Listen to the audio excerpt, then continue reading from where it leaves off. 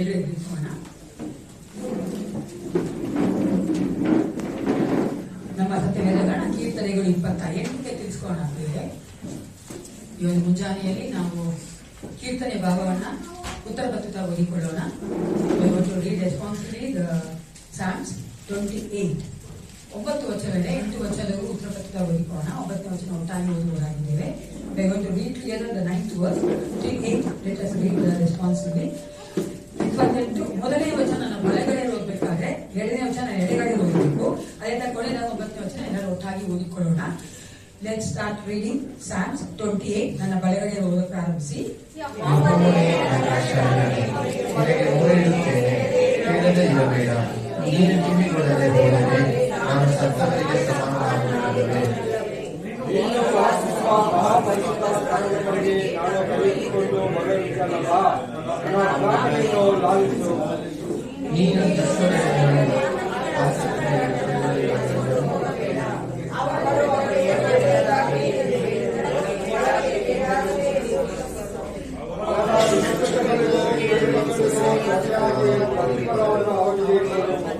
ಅವರು ಮತ್ತೊಬ್ಬರಿಗೆ ಮಾಡಿದಂತೆ ಅವರಿಗೆ ಮಾಡು.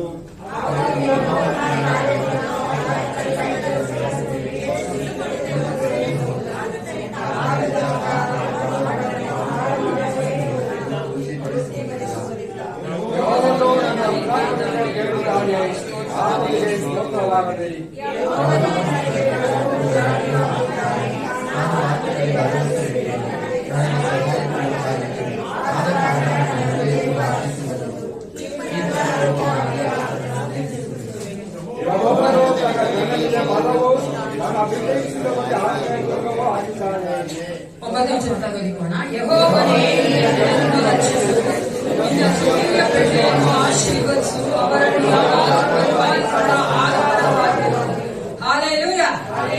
ನನ್ನೇಸಪ್ಪನೇ ನಮಗೆ ಆಶ್ರಯ ದುರ್ಗವಾಗಿದ್ದಾನೆ.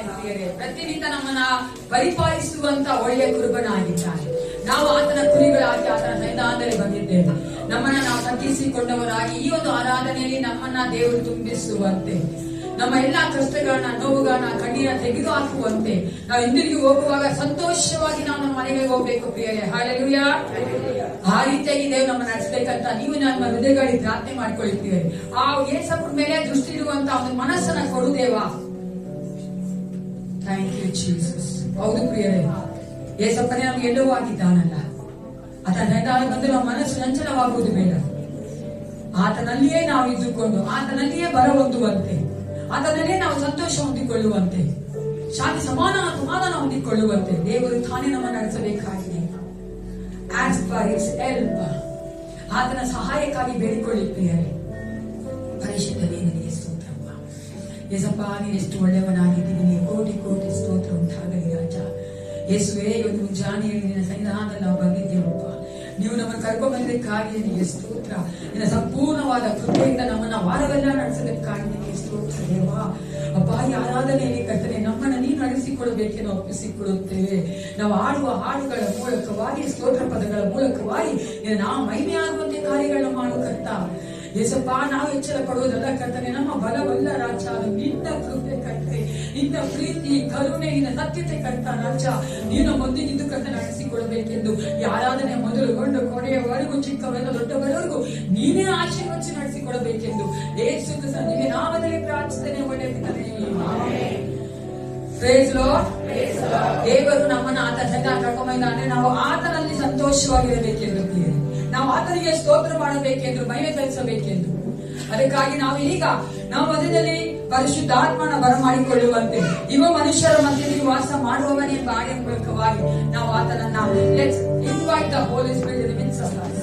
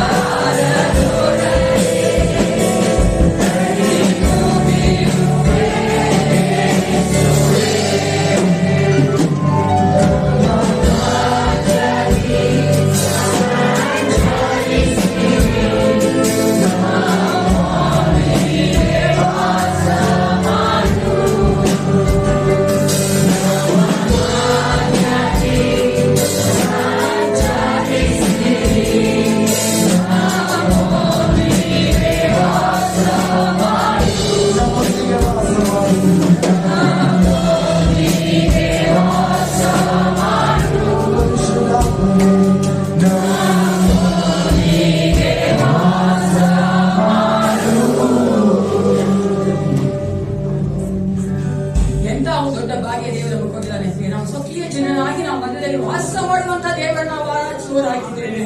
ನಾವೆಂತ ದೇವರನ್ನ ನಾವು ಸೇವಿಸ್ತಾ ಇದ್ದೇವೆ ಪ್ರಿಯೆ. ಭಯಂಕರವಾದಂತ ಸ್ತೋತ್ರ ಸಿಂಹಾಸನ ಇರುವಂತಹ ದೇವರು ನಮ್ಮ ಮಧ್ಯದಲ್ಲಿ ಇಳಿದು ಬರುತ್ತಾರೆ. ಜಸ್ಟ್ ಥಿಂಕ್ ಅಂಡ್ ಸಿ, ನಾವು ಯಾವ ಯೋಗ್ಯತೆ ಇರೋದು ಪ್ರಿಯೆ.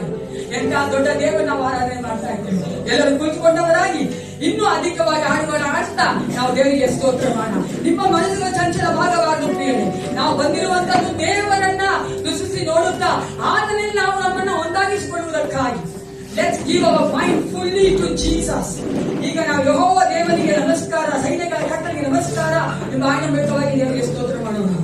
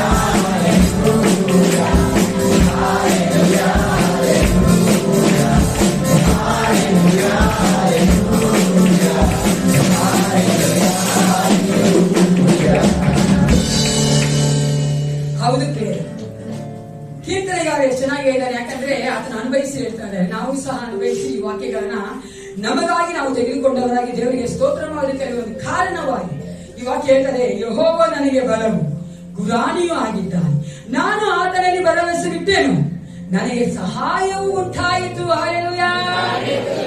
ಆ ಸಹಾಯ ಉಂಟಾಗಿದೆ, ನಮ್ಮ ಹೃದಯಗಳು ಹರ್ಷಗೊಂಡಿವೆ. ಆಗ ನಾವು ದೇವರಿಗೆ ಸ್ತೋತ್ರ ಮಾಡೋಣ.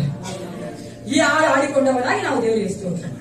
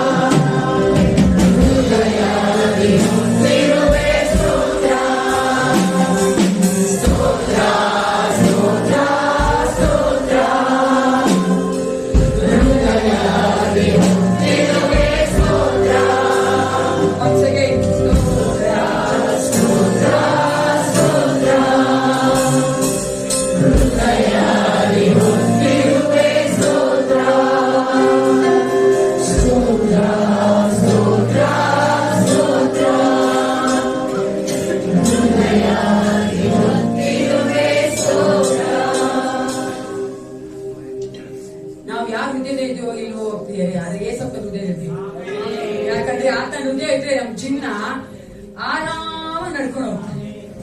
ಅದಕ್ಕೆ ನೋಡಿ, ಅನ್ವಯಿಸಿದಂತ ಕೀರ್ತನೆಗಾರರು ಮಾತಾಡ್ತಾರೆ, ದೇವರ ಒಂದು ಭಕ್ತರು ಮಾತಾಡ್ತಾರೆ, ನಾನು ಗಾಢ ಅಂಧಕಾರಕ್ಕೂ ನಾನು ಭಯಪಡಲ್ಲ ಯೇಸಪ್ಪ ಅಲ್ವಾ, ನಾನು ನೀನು ಮಧ್ಯೆ ನಡ್ಕೊಂಡು ಹೋದ್ರು ನಾನು ಭಯಪಡಲ್ಲ ಯೇಸಪ್ಪ. ಯಾಕೆಂದ್ರೆ ಎಲ್ಲ ಕಷ್ಟಗಳ ಮಧ್ಯೆ ನಡ್ಕೊಂಡು ಹೋದವರು ಹೇಳುವಂತ ಮಾತುಗಳು, ಆತನು ಅವರ ಜೊತೆಯಲ್ಲಿ ಕೋಲಾಗಿ ದೊಣ್ಣೆಯಾಗಿ ಆಧಾರ ಸ್ತಂಭವಾಗಿ ಇಟ್ಕೊಂಡು ನಡ್ಕೊಂಡು ಹೋಗಿದ್ದಾನೆ. ಅಂತಹ ದೇವರು ಯೆಹೋವ ದೇವರನ್ನ ಅವರು ಆರಾಧನೆ ಮಾಡಿದ್ರು. ಆ ದೇವರು ನಮ್ಮೊಳಗೆ ವಾಸ ಮಾಡಬೇಕೆಂದು, ನಮ್ಮನ್ನ ಕ್ಷಮಿಸಿ ಆತರ ಪರಲೋಕಕ್ಕೆ ಕರ್ಕೊಂಡು ಹೋಗ್ಬೇಕೆಂದು ಆತರ ಯೇಸು ಕ್ರಿಸ್ತನಾಗಿ ಬಂದಿದ್ದಾನಲ್ಲ. ಯೇಸು ಕ್ರಿಸ್ತನು ಪರಿಶುದ್ಧ ದೇವನಾಗಿದ್ದಾನೆ. ಆಮೆನ್. ಪರಿಶುದ್ಧ ದೇವನ್ನ ಈಗ ಪರಿಶುದ್ಧನೇ ನಮ್ಮ ಯೇಸು ದೇವ ಎಂಬ ಆಜ್ಞೆ ಮೂಲಕವಾಗಿ ಆತನಿಗೆ ಸ್ತೋತ್ರಗಳು.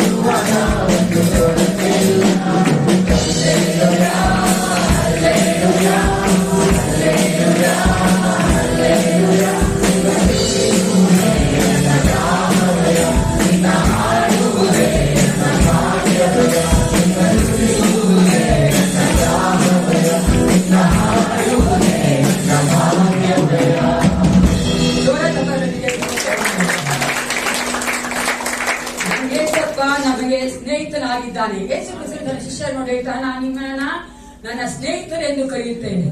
ನಾವು ಆತನ ಸ್ನೇಹಿತರಾಗಿದ್ದೇವೆ ಅಂದ್ರೆ ಎಷ್ಟು ಭಾಗ್ಯ ಉಂಟು ನಮಗೆ. We have lot of privileges because we are the friends of Jesus Christ. ನಾವು ಇಷ್ಟದಾಗಿ ಮನುಷ್ಯನ ಫ್ರೆಂಡ್ ಆಗಿರ್ಬೇಕು ಅಂತ ಆತರವಾಗಿ ಚೆನ್ನಾಗಿ ಇನ್ಫ್ಲೂಯೆನ್ಸ್ ಪೀಪಲ್ ನೋಡ್ಕೊಂಡು ಚೆನ್ನಾಗಿ ದುಡ್ಡಿರೋದ ನೋಡ್ಕೊಂಡು ಫ್ರೆಂಡ್ಸ್ ಆಗಿದ್ರೆ ಸಹಾಯ ಮಾಡ್ತಾರೆ ಅನ್ಕೋತೀವಿ. ಅದೇ ನಮ್ಮ ಏಸವ ಭೂಮಿ ಆಕಾಶಗಳ ಸೃಷ್ಟಿಕರ್ತರೆ ಸರ್ವ ಸಂಪತ್ತನ್ನು ಉಳ್ಳಂತ ದೇವರಲ್ಲಿ ನಾವು ಸ್ನೇಹಿತರಾಗಿದ್ರೆ ನಮ್ಗೆ ಯಾವ ಕೊರತೆ ದೇವರು ನಡ್ಸ್ಕೊಂಡು ಹೋಗ್ತಾ ಇದ್ದೀವಿ. ಅದಕ್ಕಾಗಿ ಇವ್ರು ತೆಲುಗು ಹಾಡೋಣ, ತುಂಬಾ ದಿವಸ ಆಡ್ತಾ ಇದ್ದೀನಿ. ಯಾರು ತುಂಬಾ ಇಷ್ಟ, ಚಿರಕಾಲ ಸ್ನೇಹಿತರು.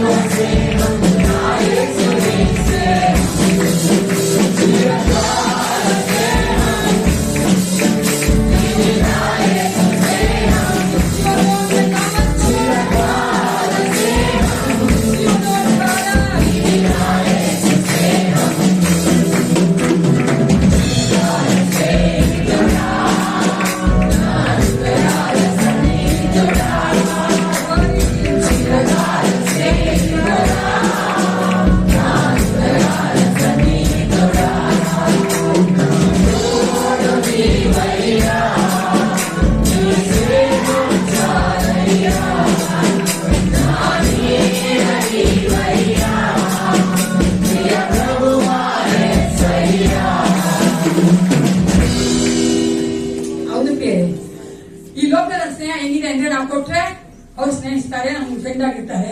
ಅವ್ರು ನೋಡ್ಕೊಂಡೆ ಫ್ರೆಂಡ್ ಆಗೋದು ನೀವು ಬೆಳಿಬೇಕಂದ್ರೆ ಸ್ಕೂಲ್ಗಳಲ್ಲಿ, ಕಾಲೇಜ್ಗಳಲ್ಲಿ, ಆಫೀಸ್ಗಳಲ್ಲಿ ನೋಡಿ ಅವ್ರ ಸ್ಟೇಟಸ್ ಕರೆಕ್ಟಾಗಿ ನೋಡ್ಕೊಂಡು ಮಾಡ್ಕೊತಾರೆ ಫ್ರೆಂಡ್ಸ್ ತಾನೆ. ನಾವಾಗಿದ್ದೀವಲ್ಲ, ಅದೇ ಒಂದೇ ಸ್ವಲ್ಪ ಹಂಗಲ್ಲ, ನಮ್ಗೇನು ಸ್ಟೇಟಸ್ ಇಲ್ಲ. ಕಡು ಕಮ್ಮಿಯಾದ ನಮ್ಮನ್ನ ದೇವರು ತೀರಿಸಿಕೊಂಡು ಪ್ರೀತಿಗಾಗಿ ನಮ್ಮನ್ನ ಹುಡುಕೊಂಡು ಬಂದು ತನ್ನ ಚಿಂತೆ ನನಗಾಗಿ ಅದನ್ನು ಪ್ರಾಣ ಕೊಟ್ಟಿದ್ದ. ದೇವ್ರ ವಾಕ್ಯ ಚೆನ್ನಾಗಿ ಹೇಳ್ತದಲ್ವಾ, ನಾವೇನು ಕೊಡದೇ ಇದ್ರು ಕೂಡ ನಮ್ಗೆಲ್ಲ ಕೊಡುವಂತ ದೇವರನ್ನ ಸೇವಿಸ್ತಾ ಇದೀವಿ. ಎಷ್ಟು ದೊಡ್ಡ ಭಾಗ್ಯ ಅಂತ ನಾವು ಲೋಕದಲ್ಲಾದ್ರೂ ಕೋಕೋನೆಟ್ ಕುಡಿ ಅಲ್ವಾ, ಕ್ಯಾಂಡಲ್ ಹಚ್ಚಿ, ಅದು ಕೊಡ್ರಿ ಇದು ಕೊಡ್ರಿ ಅಂತ. ನಮ್ಗೆ ಸ್ವಲ್ಪ ಏನು ಕಬಡ ಮಗ, ನೀನ್ ಮುಂದೆ ಕೊಡು, ನನ್ನ ಸ್ನೇಹಿತನಾಗಿ ತಗೋ, ನನ್ನ ಪ್ರಿಯನಾಗಿ ತಗೋ, ನಾನ್ ನಿನ್ ತಂದೆಯಾಗಿ ತಗೋ, ನಾನು ನಿನ್ನೊಂದಿಗೆ ಕಾಯ್ದೆ ಮಾಡ್ತೀನಿ ಅಂತ. ಹಲ್ಲೆಲೂಯಾ ಅಂತ ದೇವ್ರನ್ನ ಮತ್ತೊಂದು ಒಂದು ಆಟನ ಆಡ್ಕೊಂಡು ಮಾವನ ಕಡೆ ನಿನ್ನ ಆಸ್ತಿ ಐತಿಯಪ್ಪ ಆಡಿನ ಮೂಲಕವೇ ಆತನಿಗೆ ಸ್ತೋತ್ರ ಮಾಡಿ.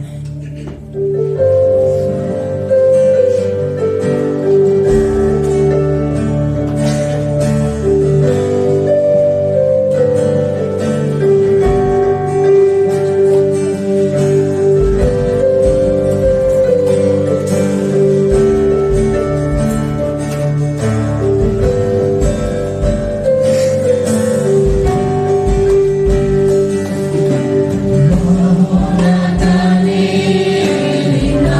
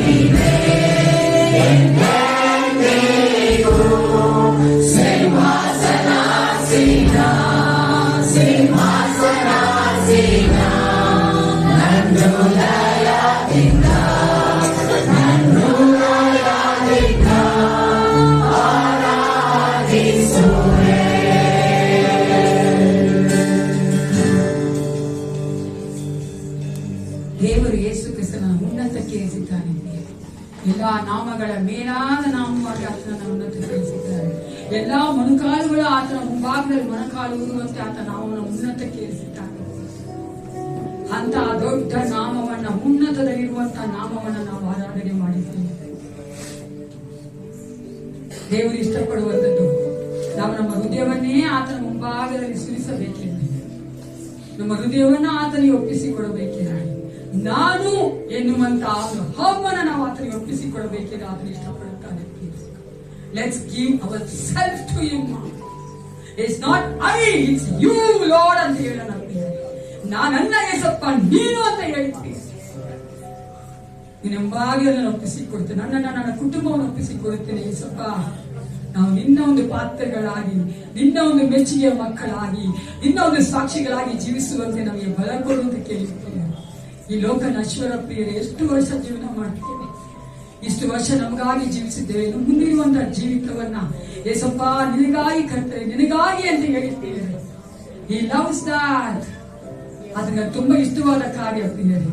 ನಮ್ಮನ್ನು ಒಪ್ಪಿಸಿಕೊಡುವಾಗ ಆತ ನಮ್ಮ ಕಾರ್ಯಗಳನ್ನ ಆತ ನೋಡಿಕೊಳ್ಳುವ ಆತನಾಗಿದ್ದಾನೆ. ನನ್ನ ಕುಟುಂಬವನ್ನ ಆತನ ಪರಾಮರಿಸುವ ಆತನು, ಕಾಪಾಡುವ ಆತನು, ಕೈಗಳು ಹಿಡಿದುಕೊಂಡು ನಡೆಸುವ ಆತನಾಗಿದ್ದಾನಲ್ಲ. ಯೋಚನೆ ಮಾಡಬೇಡಿ ಪ್ರಿಯರೇ, ಚಿಂತೆ ಮಾಡಿ ಮಾಡಿ ಒಂದು ಕೂದಲು ಸಹ ಬೆಳೆಸಕ್ಕಾಗಲ್ಲ. Don't worry, worry is a enemy. ಚಿಂತೆಯನ್ನು ಬಿಟ್ಟು ಆತನಿಗೆ ನಿಮ್ಮನ್ನ ಜೀವಿತವನ್ನು ಒಪ್ಪಿಸಿಕೊಟ್ಟು ಸಂತೋಷವಾಗಿ ಆತನಲ್ಲಿ ಜೀವಿಸಿ ಪ್ರಿಯರೇ, ಅದನ್ನೆಲ್ಲವನ್ನು ನೋಡಿಕೊಳ್ಳುವ ಆತನಾಗಿದ್ದಾನೆ. Hallelujah, thank you Father. ಹೋಗಿ ವರ್ಷಿಪ್ ಯು ಮಾಸ್ಟರ್. ನಿನಗೆ ಸ್ತೋತ್ರ ಅಪ್ಪ, ಮಹಿಮೆ ನಿನಗೆ, ಮಹತ್ವ ನಿನಗೆ ರಾಜ. ಎಲ್ಲ ಸ್ತುತಿ ಸ್ತೋತ್ರ ಗಣಮಾನ ಮಹಿಮೆಯನ್ನು ಯೇಸು ಕ್ರಿಸ್ತನ ನಾಮದಲ್ಲಿ ಒಪ್ಪಿಸಿಕೊಡುತ್ತೇನೆ. ಒಳ್ಳೆಯುತ್ತೇನೆ ಸದವೇದನ ಹೊಸ ಒಡಂಬಡಿಕೆಯ ಒಂದು ಓದುವಂತ ತೆಗೆದುಕೊಳ್ಳೋಣ. As we are going to read the New Testament reading, let's start Bible to Hebrews 10th chapter. 10ನೇ ಅಧ್ಯಾಯ, 10th chapter of Hebrews. 16, 17, 18ನೇ ವಚನವನ್ನ ನಮ್ಮ ಮಧ್ಯೆ ಸಹೋದರಿ ಸೌಭಾಗ್ಯ ಅವರು ಓದಬೇಕು. Hebrews chapter 10 verses 16, 17, 18. ಆ ದಿನಗಳು ಬಂದ ಮೇಲೆ ನಾನು ಅವರ ಸಂಗಡ ಮಾಡಿಕೊಳ್ಳುವ ಒಡಂಬಡಿಕೆಯು ಹೀಗಿರುವುದು, ನನ್ನ ಆಜ್ಞೆಗಳನ್ನು ಅವರ ಹೃದಯದಲ್ಲಿ ಇಡುವೆನು. ಈ ಪ್ರಿಯ ಅರ್ಥಮ್ಮ ಅವರ ಮನಸ್ಸಿನ ಮೇಲೆ ಅವುಗಳನ್ನು ಬರೆಯುವೆನು ಎಂದು ಕರ್ತನು ನುಡಿಯುತ್ತಾನೆ ಎಂಬುದಾಗಿ ಹೇಳಿದ ಮೇಲೆ, ಇನ್ನು ಅವರ ಪಾಪಗಳನ್ನು, ಅವರ ದುಷ್ಕೃತ್ಯಗಳನ್ನು ನನ್ನ ನೆನಪಿಗೆ ಎತ್ತಿರುವುದಿಲ್ಲ ಎಂದು ಹೇಳುತ್ತಾನೆ. ಪಾಪಗಳು ಪರಿಹಾರವಾದಲ್ಲಿ ಇನ್ನೂ ಅವುಗಳ ವಿಷಯದಲ್ಲಿ ಸಮರ್ಪಣೆ ಮಾಡುವುದು ಅವಶ್ಯವಿಲ್ಲ. ಯೇಸು ಕ್ರಿಸ್ತನು ನಮಗಾಗಿ ಪಾಪ ವಿಮೋಚಕನಾಗಿ ಅರ್ಪಿಸಿಕೊಟ್ಟಿದ್ದಾನೆ. ಯೇಸು ಕ್ರಿಸ್ತನ ಮಕ್ಕಳಾಗಿ ನಾವು ಜೀವಿಸುವುದಾಗಿ ಎಂದು ಕೂತ್ಕೊಳ್ಳೋಣ. ಸಂಡೇ ಸ್ಕೂಲ್ ಮಕ್ಕಳು ಸಂಡೇ ಸ್ಕೂಲ್ ಹೋಗ್ಬೇಕಾದ್ರೆ ಕಾಣಿಕೆ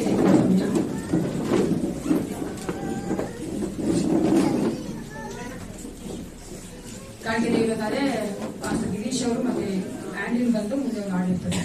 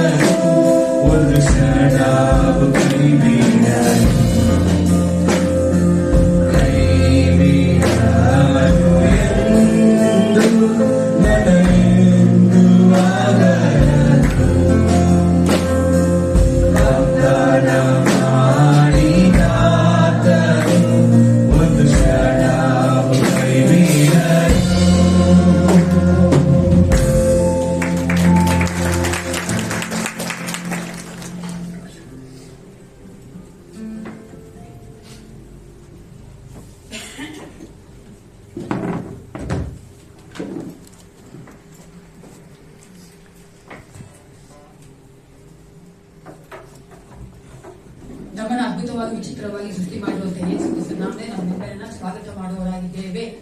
ಹಲ್ಲೆಲೂಯಾ. ಸಂತೋಷವಾಗಿದ್ದೀರಾ? ಸಂತೋಷ ಅಂದ್ರೆ ಅಲ್ಲಿ ಕಾಣಿಸ್ಬೇಕು. ಈ ಒಂದು ವಾರದಲ್ಲಿ ಜನ್ಮ ಆಚರಿಸುವಂತವರು ಮದುವೆ ಆಚರಿಸ್ತಾ ಇರುವುದಾದ್ರೆ ದಯವಿಟ್ಟು ನಿಂತ್ಕೊಳ್ಳಿ, ನನಗೋಸ್ಕರವಾಗಿ ಪ್ರಾರ್ಥನೆ ಮಾಡ್ತೀವಿ. If anyone is going to celebrate their birthdays and marriage days in this week, please stand up. We will pray for you.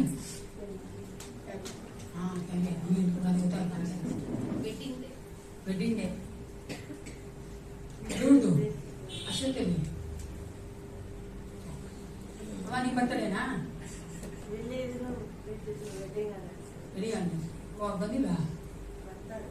ಅದಕ್ಕೆ ನೀವು ನಿಂತ್ಕೊಳ್ತೀರಾ? ನೀವು ಕೂತ್ಕೊಳ್ಳಿ. ಪ್ರಾರ್ಥನೆ ಮಾಡಿ. ಪರಿಶುದ್ಧನೆಯ ಸೃಷ್ಟಿಕರ್ತನೆ ಅಪ್ಪ ನಿಮಗೆ ಸ್ತೋತ್ರ ಉಂಟಾಗಲಿ ರಾಜ. ಯೇಸಪ್ಪ ನಿನ್ನ ಪ್ರೀತಿಗೋಸ್ಕರ ಸ್ತೋತ್ರ, ಕೃಪೆಗೋಸ್ಕರ ಸ್ತೋತ್ರ. ನಿನ್ನ ವಿಶೇಷವಾದ ಸಮಯ ನಿನ್ನ ಮುಂದೆ ನಿನ್ನ ಮಗನಾದ ತ್ಯಾವ್ಯ ನಿನ್ಗೆ ಒಪ್ಪಿಸಿಕೊಡುತ್ತೇನೆ. ಆ ಮಗನ ಜೀವಿತಕ್ಕೋಸ್ಕರ ನಿಮಗೆ ಸ್ತೋತ್ರ ಉಂಟಾಗಲಿ. ಆ ಮಗನ ಜೀವಿತವನ್ನು ಕಳೆದ ವಯಸ್ಸೆಲ್ಲ ಕಾಯ್ದಂತ ದೇವನಿಗೆ ಯೇಸಪ್ಪ ಯೆಹೋವ ಹಿರಿಯಾಗಿದ್ದು, ಯೆಹೋವ ರಾಫ್ ಆಗಿದ್ದು, ಬೇಕಾದ ಆರೋಗ್ಯ ದಯಪಾಲಿಸಿಕೊಟ್ಟಿದ್ದಿ, ಬೇಕಾದ ಎಲ್ಲ ಅಗತ್ಯಗಳನ್ನು ಪೂರೈಸಿಕೊಟ್ಟಿದ್ದು, ಅದಕ್ಕಾಗಿ ನಿನಗೆ ಸ್ತೋತ್ರ ಉಂಟಾಗಲಿ. ಈ ಒಂದು ವರ್ಷದಲ್ಲಿ ಹೆಚ್ಚಾಗಿ ಕಡೆ ನಿನಗಾಗಿ ಜೀವಿಸುವಂತ ಮಗನಾಗಿ ಮಾರ್ಪಡಿಸು. ನೀನು ಯಾತಕ್ಕಾಗಿ ಆ ಮಗನ ಲೋಕದಲ್ಲಿ ಕಳಿಸಿಕೊಟ್ಟಿದ್ಯೋ, ನಿನ್ನ ಮಗನಾಗಿ ಆರಿಸಿಕೊಂಡಿದ್ಯೋ ಆ ಉದ್ದೇಶ ನೆರವೇರುವಂತೆ ಕಾರ್ಯ ಮಾಡಿ ಯೇಸಪ್ಪ ದೇವ. ಬೇಕಾದ ಪರಲೋಕ ಜ್ಞಾನ ಕಟ್ಟನೆ ಒದಗಿಸಿಕೊಡು. ಯಾತಕ್ಕೆಲ್ಲ ಪ್ರಾರ್ಥನೆ ಮಾಡ್ತಾ ಇದ್ದಾನೋ ಆ ಒಂದೆಲ್ಲ ಪ್ರಾರ್ಥನೆಯನ್ನ ಕಟ್ಟನೆ ನಾಡಿಸುವಂತ ದೇವನಾಗಿ ನಿನ್ನ ಚಿತ್ತಕ್ಕೆ ಪೌದ್ರಾಜ ಅನುಗುಣವಾಗಿ ನಿನ್ನ ಸಮಯಕ್ಕೆ ಸರಿಯಾಗಿ ಆ ಮಗನಿಗೆ ಎಲ್ಲವನ್ನ ಒದಗಿಸಿಕೊಡಬೇಕು. ನಾನು ಒಪ್ಪಿಸಿಕೊಡುತ್ತೇನೆ. ಬಲಪಡಿಸು ರಾಜ. ಅದೇ ಕರ್ತನೆ ಸಮಯದ ರಾಜ ಲೂರ್ದನ್ನ ಅಶ್ವತ್ಥ ನಿಮ್ಮ ಪಾಸನಿಗೆ ಒಪ್ಪಿಸಿಕೊಡುತ್ತೇನೆ. ಅಪ್ಪ ದಂಪತಿಗಳು ಕರ್ತನೆ ಒಂದು ವೆಡ್ಡಿಂಗ್ ಆನಿವರ್ಸರಿ ಕರ್ತನೆ ಆಚರಿಸುವಾಗ ನಿನ್ನ ಕೃಪೆ ಆ ಮಕ್ಕಳೊಂದಿಗೆ ಇರಲಿ. ನಿನ್ನ ಆಶೀರ್ವಾದ ಬೇಕೆ ನಾನು ಬೇಡುತ್ತೇನೆ ಸಪ್ಪ. ಆ ಮಕ್ಕಳಿಬ್ಬರು ಕರ್ತನೆ ನಿನಗಾಗಿ ಜೀವಿಸುವಂತೆ, ಒಬ್ಬರೊಬ್ಬರು ಪ್ರೀತಿಸುವಂತೆ, ಇನ್ನೂ ಹೆಚ್ಚಾಗಿ ಕರ್ತನೆ ಅರ್ಥ ಮಾಡಿಕೊಳ್ಳುವಂತೆ, ಬೇಡ ಎಲ್ಲ ಕಾರ್ಯಗಳ ಒಂದು ಕರ್ತನೆ ಪೌದ್ರದ ಕಪ್ಪಲ್ಸನ ಬಿಟ್ಟು ಹೋಗುವಂತ ಕಟ್ಟಲೆ ಇಡು ರಾಜ. ನಿನ್ನ ರಥದ ಆ ಕೋಟೆಯ ಮಕ್ಕಳ ಮಿಚ್ಚಿ ಬರೆ ಮಾಡು. ಆ ಕುಟುಂಬವನ್ನು ಆಶೀರ್ವದಿಸು ಅಪ್ಪ. ನೀನು ಕರ್ತನೆ ನಿನ್ನ ಒಂದು ಜ್ಞಾನ ಕೊಟ್ಟ ಮಕ್ಕಳು ನಡೆಸಬೇಕೆ ನಾನು ಬೇಡುತ್ತೇನೆ. ನಿನ್ನ ವಾಕ್ಯ ಹೇಳ್ತಾರೆ, ನೀನು ನಮ್ಮ ಕರ್ತನೆ ಹೌದು ರಾಜ. ಆ ಕುಟುಂಬದ ಆಧಾರವಾಗಿದ್ದಿ, ಕುಟುಂಬದ ಕರ್ತನೆ ಫೌಂಡೇಶನ್ ಆಗಿದ್ದೆಲ್ಲ ಆ ಮಕ್ಕಳನ್ನ ಆಶೀರ್ವದಿಸಿ ಬಲಪಡಿಸಿ ನಡೆಸಿಕೊಡು ಅಪ್ಪ. ಅದೇ ಕರ್ತನೆ ಪ್ರೀತಿಯನ್ನ ಬಿಲಿಯ ನಿಮ್ಗೆ ಒಪ್ಪಿಸಿಕೊಡುತ್ತೇನೆ. ಆ ದಂಪತಿಗಳನ್ನ ಆಶೀರ್ವದಿಸಪ್ಪ. ಯೇಸಪ್ಪ ನಿನಗಾಗಿ ಆ ಮಕ್ಕಳು ಜೀವಿಸುವಂತೆ, ಇನ್ನು ಹೆಚ್ಚಾಗಿ ಆ ಮಕ್ಕಳ ಎಲ್ಲ ಕರ್ತನೆ ಹೌದು ರಾಜ. ಯಾತಕ್ಕೆಲ್ಲ ಪ್ರಾರ್ಥನೆ ಮಾಡ್ತಾ ಇದ್ರ ಎಲ್ಲ ಪ್ರಾರ್ಥನೆ ಉತ್ತರಿಸಿ ಆ ಮಕ್ಕಳಿಗೆ ಬೇಕಾಗಿರುವಂತ ಬಿಡುಗಡೆಯನ್ನು ಕೊಟ್ಟು ನಡೆಸಬೇಕೆ ನಾನು ಒಪ್ಪಿಸಿಕೊಡುತ್ತೇನೆ. ಹೆಚ್ಚಾಗಿ ಒಬ್ಬರೊಬ್ಬರು ಅರ್ಥ ಮಾಡ್ಕೊಳ್ಳಿ ಯೇಸಪ್ಪ. ನಿನ್ನ ರಾಜ್ಯಕ್ಕಾಗಿ ನೀತಿಗಾಗಿ ಇನ್ನೂ ಅಧಿಕವಾಗಿ ತವಕ ಪಡುವಂತೆ ಆ ಮಕ್ಕಳನ್ನ ಆಶೀರ್ವದಿಸು, ಬಲಪಡಿಸಬೇಕೆ ನಾನು ಒಪ್ಪಿಸಿಕೊಡುತ್ತೇನೆ. ಕೈ ಇಟ್ಟು ಮಾಡುವಂತ ಪ್ರತಿಯೊಂದು ಕೆಲಸಗಳ ಕಟ್ಟಲೆ ಸಫಲವಾಗುವಂತೆ ದಾಂಪತ್ಯ ಜೀವಿತವನ್ನು ಆಶೀರ್ವದಿಸಿ ನಡೆಸಿಕೊಡಬೇಕೆ ಒಪ್ಪಿಸಿಕೊಡುತ್ತೇನೆ. ಒಂದು ಸಮಯದಲ್ಲಿ ರಾಜ ಅದೇ ಕರ್ತನೆ ಈ ಕಾರ್ಯಗಳ ದಶ ಭಾಗ ನೀವು ಒಪ್ಪಿಸಿಕೊಡುತ್ತೇನೆ. ಈ ರಾಜ್ಯಕ್ಕಾಗಿ ಅಪ್ಪ ಈ ಸಭೆಯ ಕರ್ತನೆ ಹೌದು ರಾಜ ಪ್ರಯೋಜನಕ್ಕಾಗಿ ಉಪಯೋಗಿಸಲ್ಪಡುವಂತೆ ಕಾರ್ಯ ಮಾಡು. ನಿನ್ನ ಚಿತ್ತದಂತೆ ನಮ್ಮ ನಡೆಸಿಕೊಡು ರಾಜ. ಯಾಕಂದ್ರೆ ನಿನ್ನ ಚಿತ್ತ ನಮ್ಮ ಜೀವಿತದಲ್ಲಿ ಒಳ್ಳೆಯದಾಗಿದೆಯಲ್ಲ ಕರ್ತ.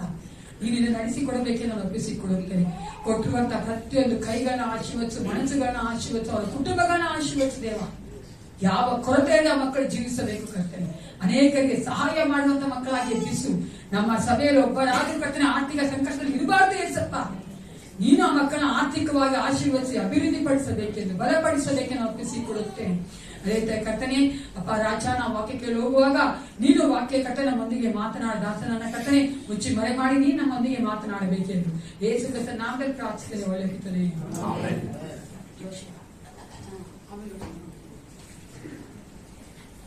ಈಗ ನಮ್ಮ ದೇವರ ಟೈಟಲ್ಸ್ ಅವ್ರ ಮುಂದೆ ಬಂದು ಅನೌನ್ಸ್ಮೆಂಟ್ ಕೊಡ್ತಾರೆ.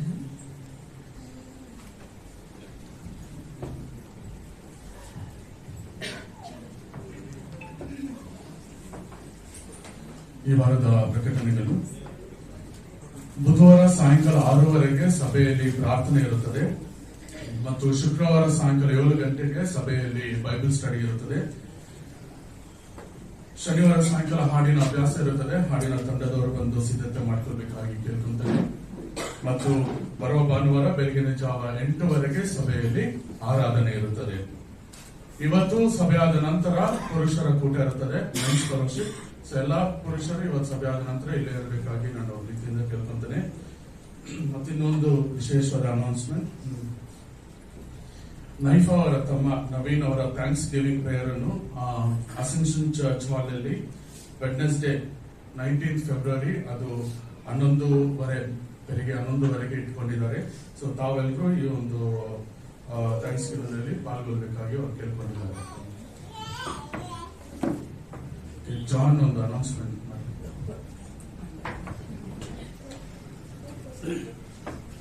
ದೇವನಾಂಶಿ ಸಹೋದರರಲ್ಲಿ ನಮಗೆಲ್ಲ ಗೊತ್ತಿರುವ ಹಾಗೆ ನನ್ನ ಮಗ ಈತನ first birthday next week. Next Sunday S N. Party ಅಲ್ಲಿ ಗುಲಾಬಿ ಸರ್ಕಲ್ ಅಲ್ಲಿ ಇರುತ್ತೆ. ನೆಕ್ಸ್ಟ್ ಸಂಡೇ ಚರ್ಚ್ ಆದ್ಮೇಲೆ ಎಲ್ಲರೂ ಅಲ್ಲಿ ಬರಬೇಕಾಗಿ ಅನಿಸುತ್ತೆ. ಯಾರು ಮಿಸ್ ಮಾಡಿ ಸಭೆಯಾಗಿ ಎಲ್ಲರೂ ಬರಬೇಕಾಗಿ. ನಾವು ಹೇಳುವಂತಹ ವಾಕ್ಯಗಳು ದೇವರ ಒಂದು ವಾಕ್ಯಗಳಾಗಿರಲಿ, ನಾವು ಆಡುವಂತಹ ಹಾಡುಗಳನ್ನ ದೇವರು ನಮ್ಮ ಜೀವಿತದಲ್ಲಿ ಅದನ್ನು ನಿರೂಪಿಸ್ತಾ ಇದ್ದಾನೆ. ಆತನು ಒಳ್ಳೆಯವನಾಗಿದ್ದಾನೆ, ನಮ್ಮ ಜೀವಿತ ಒಳ್ಳೆ ಕಾರ್ಯಗಳು ಮಾಡ್ತಾ ಇದ್ದಾನೆ. ಆತ ನಮ್ಮನ್ನು ಕಾಯುವಾತನಾಗಿದ್ದಾನೆ. ನಮ್ಮ ಜೀವಿತ ಬರುವಂತಹ ಪರಿಸ್ಥಿತಿಗಳಿಗೆ ಆತನು ನಮ್ಮೊಂದಿಗಿದ್ದು ಕಾಯುವಾತನಾಗಿದ್ದಾನೆ. What a great and mighty God is, ಎಂತ ಒಂದು ದೊಡ್ಡ ದೇವರನ್ನ, ಪರಾಕ್ರಮಶಾಲಿ ದೇವರನ್ನ ನಾವು ಸೇವಿಸುವವರಾಗಿದ್ದೇವೆ. ಎಲ್ಲರೂ ಜೋರಾಗಿ ತಪ್ಪಾಯ್ತು ದೇವರಿಗೆ ಸೇರಿಸ.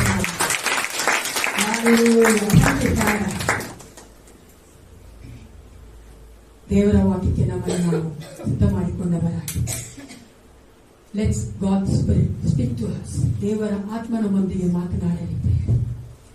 ದೇವರ ಆತ್ಮ ಮಾತನಾಡುವಾಗ ದೇವರು ನಮಗೆ ಏನ್ ಮಾಡಬೇಕೆಂದಿದ್ದಾನೋ, ದೇವರು ನಮಗೆ ಏನ್ ಕೊಡಬೇಕೆಂದಿದ್ದಾನೋ ಅದನ್ನು ಆತನು ಕೊಡುವ ಆತನಾಗಿರುತ್ತಾನೆ. ದೇವರ ಆತ್ಮ ನಮ್ಮ ಒಳ್ಳೆ ವಾಸಿಸಲು ಮೊಟ್ಟ ಮೊದಲ ಕಾರಣ, ಮುಖ್ಯವಾದ ಕಾರಣ ನಮ್ಮನ್ನು ಆತನ ಸ್ವರೂಪದಲ್ಲಿ ಮಾರ್ಪಡಿಸುವುದಕ್ಕಾಗಿ.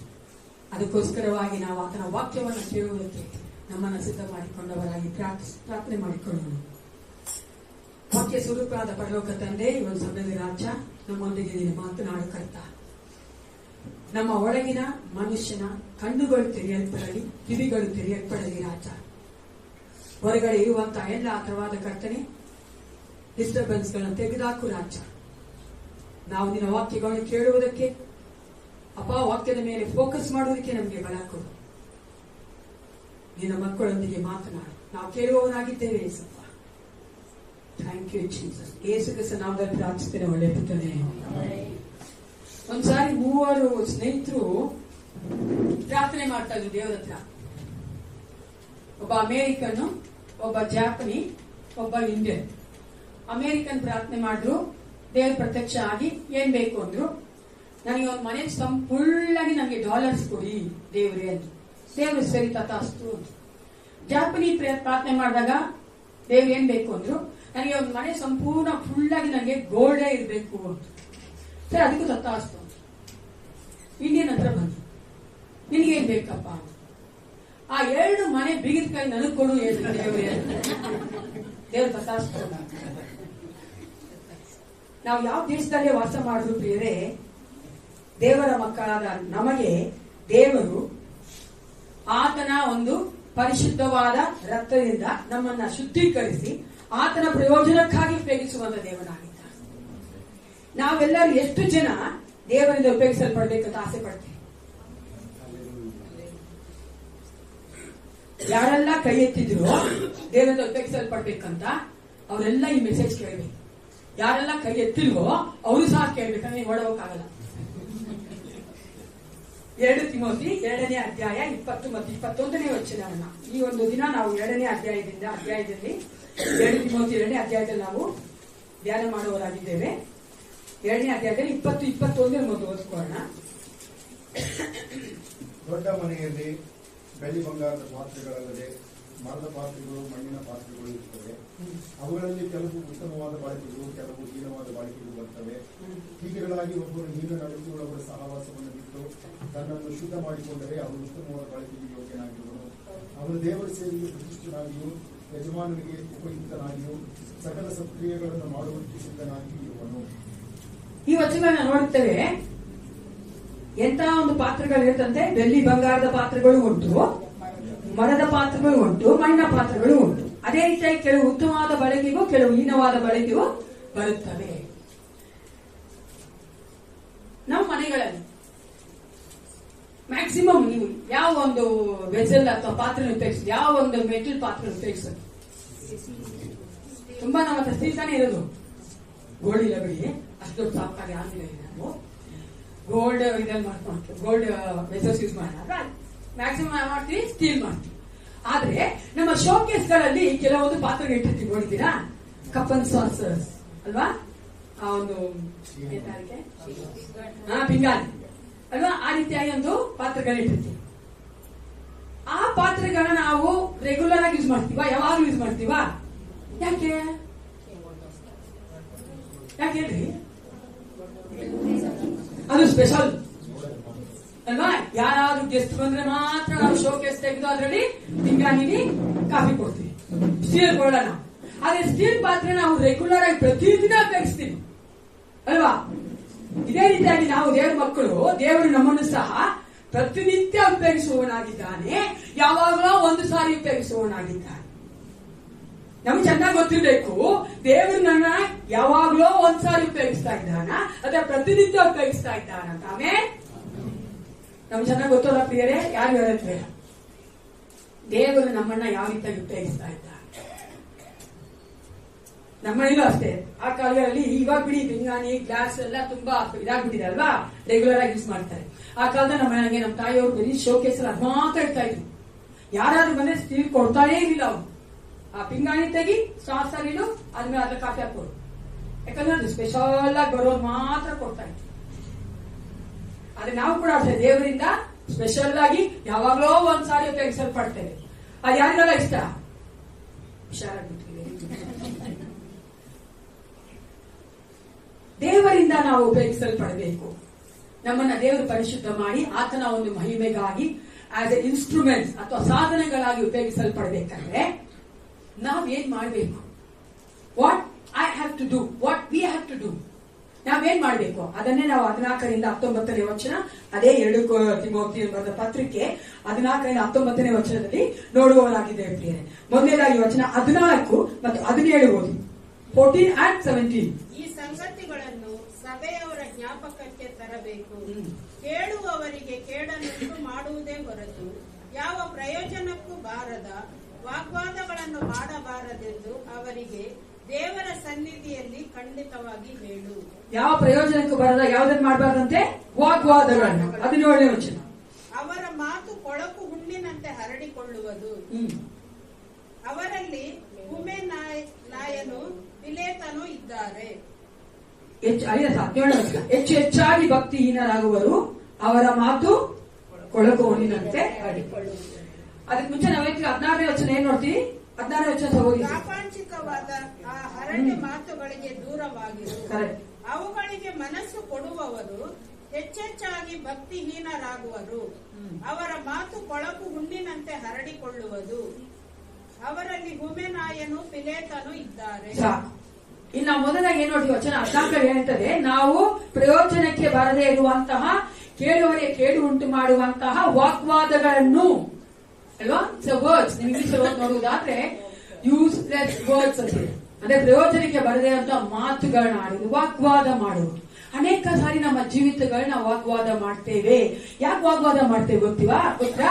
ನಾನು ಹೇಳೋದು ಸರಿ ಅಂತ ನಾವು ಪ್ರೂವ್ ಮಾಡ್ಬೇಕು. What ever I say that's right ಅಂತ ನಾವು ಪ್ರೂವ್ ಮಾಡೋದಕ್ಕೋಸ್ಕರ ವಾಗ್ವಾದ ಮಾಡ್ತೇವೆ.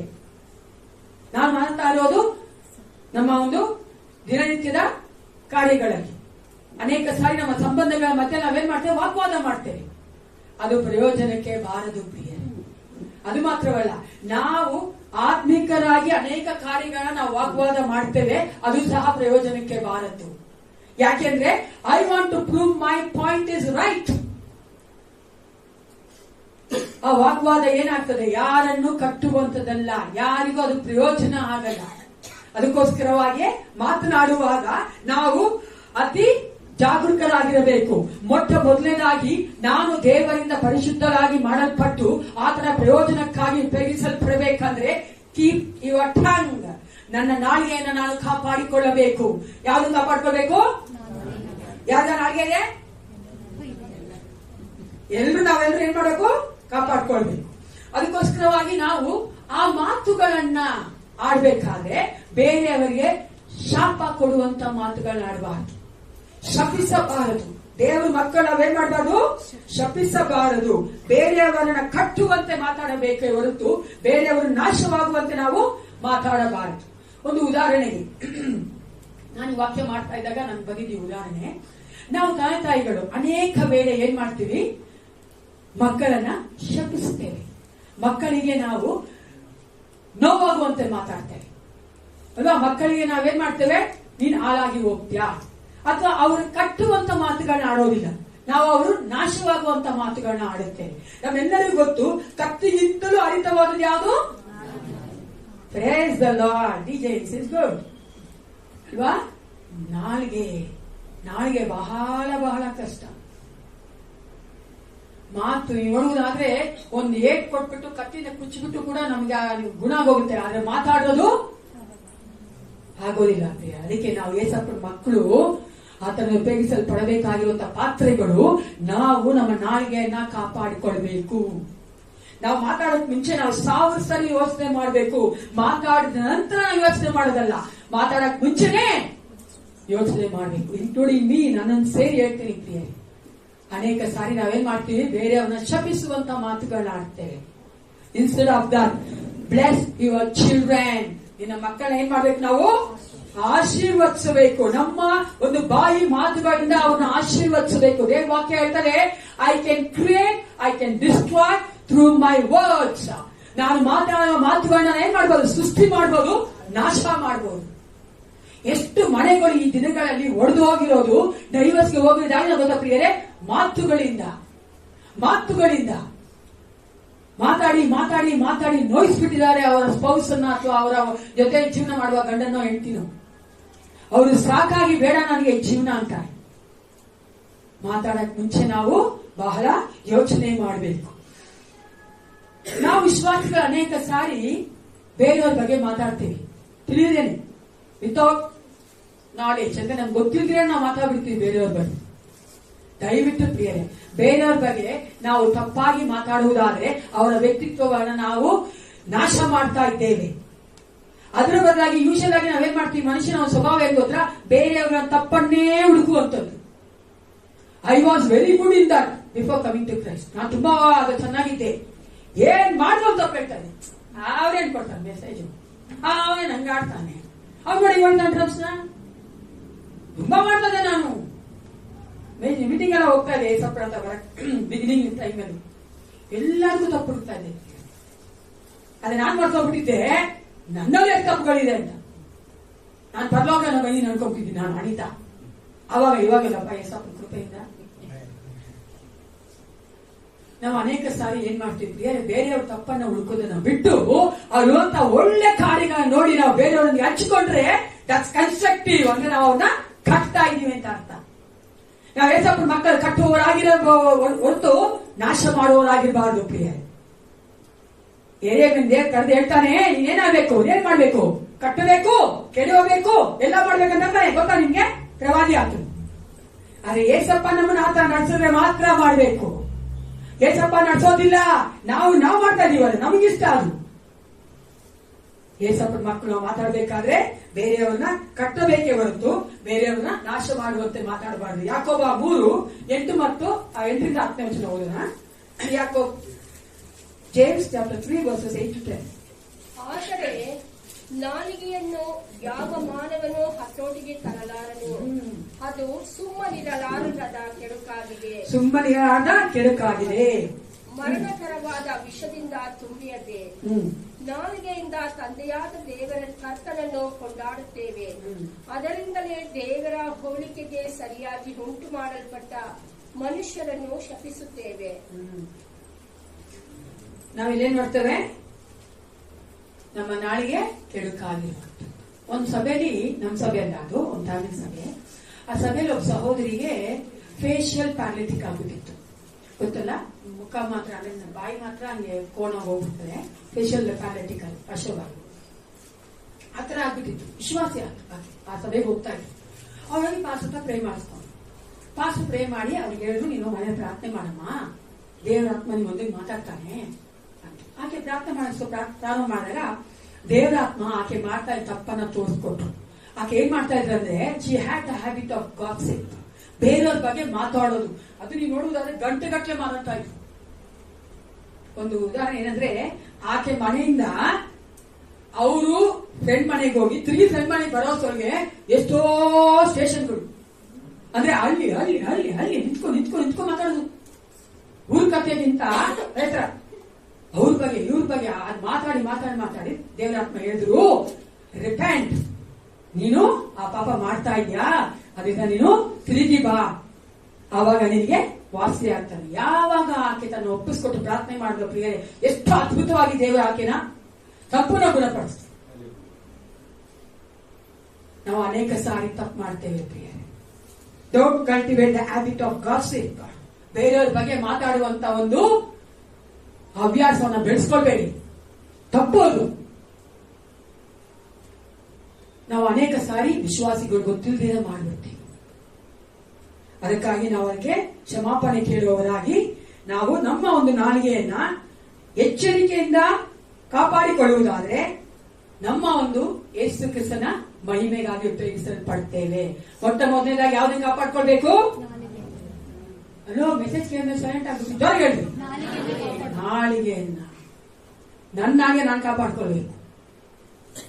ನಾವು ಅನೇಕ ಸಾರಿ ಬೇರೆ ಅವ್ರನ್ನೇ ನೋಡಕ್ ಹೋಗ್ತೀವಲ್ವಾ, ನೀನ್ ಬಾಯಿ ಮುಚ್ಚ ಅಂತೀವಿ, ನಾವು ಬಾಯಿ ಮುಚ್ಕೋಬೇಕು. ತುಂಬಾ ಕಷ್ಟ, ನಾನು ಹೇಳೋದು ಈಸಿ ಆಗಲ್ಲ. ಬೇರೆಯವ್ರಿಗೆ ಈಸಿ, ನನಗೆ ಮಾಡೋದು ಕಷ್ಟ. ಬೇಡದ ಮಾತುಗಳು ಅಲ್ವಾ, ಆ ರೀತಿಯಾಗಿ ನಮ್ಮನ್ನು ನಾವು ಕಾಪಾಡಿಕೊಳ್ಳುವುದಾದ್ರೆ ದೇವರಿಂದ ಉಪಯೋಗಿಸಲ್ಪಡ್ತೇವೆ. 2ನೇ ವಚನ 18, 2 ತಿಮೋಥಿ 2ನೇ ಅಧ್ಯಾಯದಲ್ಲಿ 18ನೇ ವಚನ ಓದಿಕೊಳ್ಳೋಣ. ಪುನರುತ್ಥಾನವು ಆಗಿ ಹೋಯಿತೆಂದು ಹೇಳುತ್ತಾ ಸತ್ಯಭ್ರಷ್ಟರಾಗಿ ಕೆಲವರ ನಂಬಿಕೆಯನ್ನು ಕೆಡಿಸುವವರಾಗಿದ್ದಾರೆ. 2ನೇದಾಗಿ ಕೀಪ್ ದ ಟ್ರೂತ್, ನಾವು ಸತ್ಯವನ್ನ ಕಾಪಾಡುವವರಾಗಿರಬೇಕು. ಸತ್ಯ ಅಂದ್ರೆ ಯಾವುದು? Hello church, what is truth? ಯಾಕೆಲ್ಲ ಬೈಬಲ್ ಇದೆ, ಕೆಟ್ಟೋಸಿ.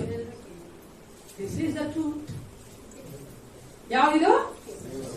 ದೇವರ ವಾಕ್ಯವೇ ಸತ್ಯವಾಗಿದೆ. Scripture or Bible is the truth. ಅದಕ್ಕೆ ಪೌಲ ತಿಮೋಥಿಗೆ ಹೇಳ್ತಾನೆ, ಈ ಒಂದು ತಪ್ಪಾದ ಬೋಧನೆಗಳಿಗೆ ನೀನು ಎಚ್ಚರಿಕೆಯಿಂದಿರು ಅಂತ. ಮೊದಲನೇ ಶತಮಾನದ ಸಭೆಯಲ್ಲಿ ಒಂದು ತಪ್ಪಾದ ಬೋಧನೆ ಇತ್ತು. ಏನ್ ಬೋಧನೆ ಅಂದ್ರೆ, ಈ ಲೋಕ ಕೆಟ್ಟದು, ನಮ್ಮ ಒಂದು ಮಾಂಸ ಕೆಟ್ಟದ್ದು. ಲೋಕ ಕೆಟ್ಟದ್ದು, ಮಾಂಸ ಕೆಟ್ಟದ್ದು. ಆದ್ರೆ ನಮ್ಮ ಒಳ್ಳೆಯ ಆತ್ಮ ಒಳ್ಳೆಯದು. ಅದಕ್ಕೆ ಆತ್ಮನ ಮೂಲಕವಾಗಿ ಏನ್ ಪಾಪ ಮಾಡಬಾರ್ದು. ಆದ್ರೆ ನೀ ಶರೀರದ ಮೂಲಕವಾಗಿ ಲೋಕದಲ್ಲಿ ಏನ್ ಬೇಕಾದ್ರೆ ಪಾಪ ಮಾಡಬಹುದು, ಅದು ನಿನ್ನ ಆತ್ಮಕ್ಕೆ ಮುಟ್ಟೋದಿಲ್ಲ, ನಿನ್ನ ಆತ್ಮ ಪರಲೋಕಕ್ಕೆ ಹೋಗುತ್ತೆ ಎಂಬ ಒಂದು ನಂಬಿಕೆ, ಒಂದು ತಪ್ಪಾದ ಬೋಧನೆ ಇತ್ತು. ಅದನ್ನೇ ಪೌಲ ಹೇಳ್ತಾ ಇದ್ದಾನೆ. ಆ ರೀತಿಯಾದಂತ ಒಂದು ನಂಬಿಕೆಯಲ್ಲಿ ಅವರು ಬೇಜಾನ್ ಪಾಪ ಮಾಡ್ತಾ ಇದ್ರು. ಅಡಲ್ಟ್ರಿ ಗೊತ್ತಲ್ವಾ, ವಿಚಾರದಲ್ಲಿ ಇದ್ರು ಅವರು. ಅದಕ್ಕೆ ದೇವರು ವಾಕ್ಯ ಫಾರ್ನಿಕೇಶನ್ ಅಂತ ಹೇಳ್ತಾರೆ, ಅಂದ್ರೆ ಅಕ್ರಮಗಳಲ್ಲಿ ಇದ್ರು ಅವರು. ಏನಾಗಲ್ಲ, ನನ್ನ ಆತ್ಮ ಸರಿ ಇದೆ, ನನ್ನ ಆತ್ಮ ದೇವರಲ್ಲಿ ಕರೆಕ್ಟ್ ಆಗಿದ್ದೀನಿ, ನಾನ್ ಸಭೆಗೆ ಹೋಗ್ತೀನಿ, ನಾನ್ ಸಭೆ ಎಲ್ಲಾ ಕಾರ್ಯಗಳು ಏನೆಲ್ಲ ದೇವ್ರು ನನ್ ಕೊಟ್ಟು ನಾನೆಲ್ಲ ಮಾಡ್ತಾ ಇದ್ದೀನಲ್ಲ. ಸೋಮವಾರದಿಂದ ಶನಿವಾರದಲ್ಲಿ ಚಿನ್ನ ಮಾಡೋದನ್ನ ಏನ್ ಕೇಳಬಾರ್ದು, ದೇವ್ರು ಕೇಳಬಾರ್ದು. ಯಾಕಂದ್ರೆ ಆತ್ಮ ದೇವ್ರು ಕೊಟ್ಬಿಟ್ಟಿದ್ದೀನಿ. ಆದ್ರೆ ಏನ್ ಬೇಕಾದ್ರೂ ಮಾಡ್ತೀನಿ. ಆ ರೀತಿಯಾದ ತಪ್ಪಾದ ಬೋಧನೆ ಇದ್ರು ಪ್ರಿಯ. ಆದ್ರೆ ಈ ಕಾಲದಲ್ಲಿ ಆ ರೀತಿಯಾದ ಒಂದು ಬೋಧನೆಗಿಂತಲೂ ಅಧಿಕವಾಗಿ ಯಾವ್ದಿದೆ ಗೊತ್ತಾ? ಏನ್ ಮಾಡ್ತೀವಿ ನಾವು? ಚರ್ಚ್ ಡಾಕ್ಟ್ರಿನ್ ಅಥವಾ ಚರ್ಚ್ ಟ್ರೆಡಿಷನ್ ಬೈಬಲ್ ಅಂತ ಹೇಳ್ತೇವೆ. ಸಭೆಯಲ್ಲಿ ನಡೆಯುವಂತಹ ಸಂಪ್ರದಾಯಗಳನ್ನೇ ನಾವು ಸತ್ಯ ವಾಕ್ಯ ಅಂತ ಹೇಳ್ತೇವೆ. ಉದಾಹರಣೆ, ನಮ್ಮ ಸಭೆ ನಾವು ಕೆಲವೊಂದು ಟ್ರೆಡಿಷನ್ಸ್ ಮಾಡ್ತೀವ ಇಲ್ವಾ? ಸಂಪ್ರದಾಯ ಇದೆಯಾ ನಮ್ಮ ಸಭೆಯಲ್ಲಿ? ನಮ್ಮ ಸಭೆಯಲ್ಲಿ ಸಂಪ್ರದಾಯ ಇದೆಯಾ? ಕನ್ಫ್ಯೂಷನ್ ಆಗುತ್ತೆ.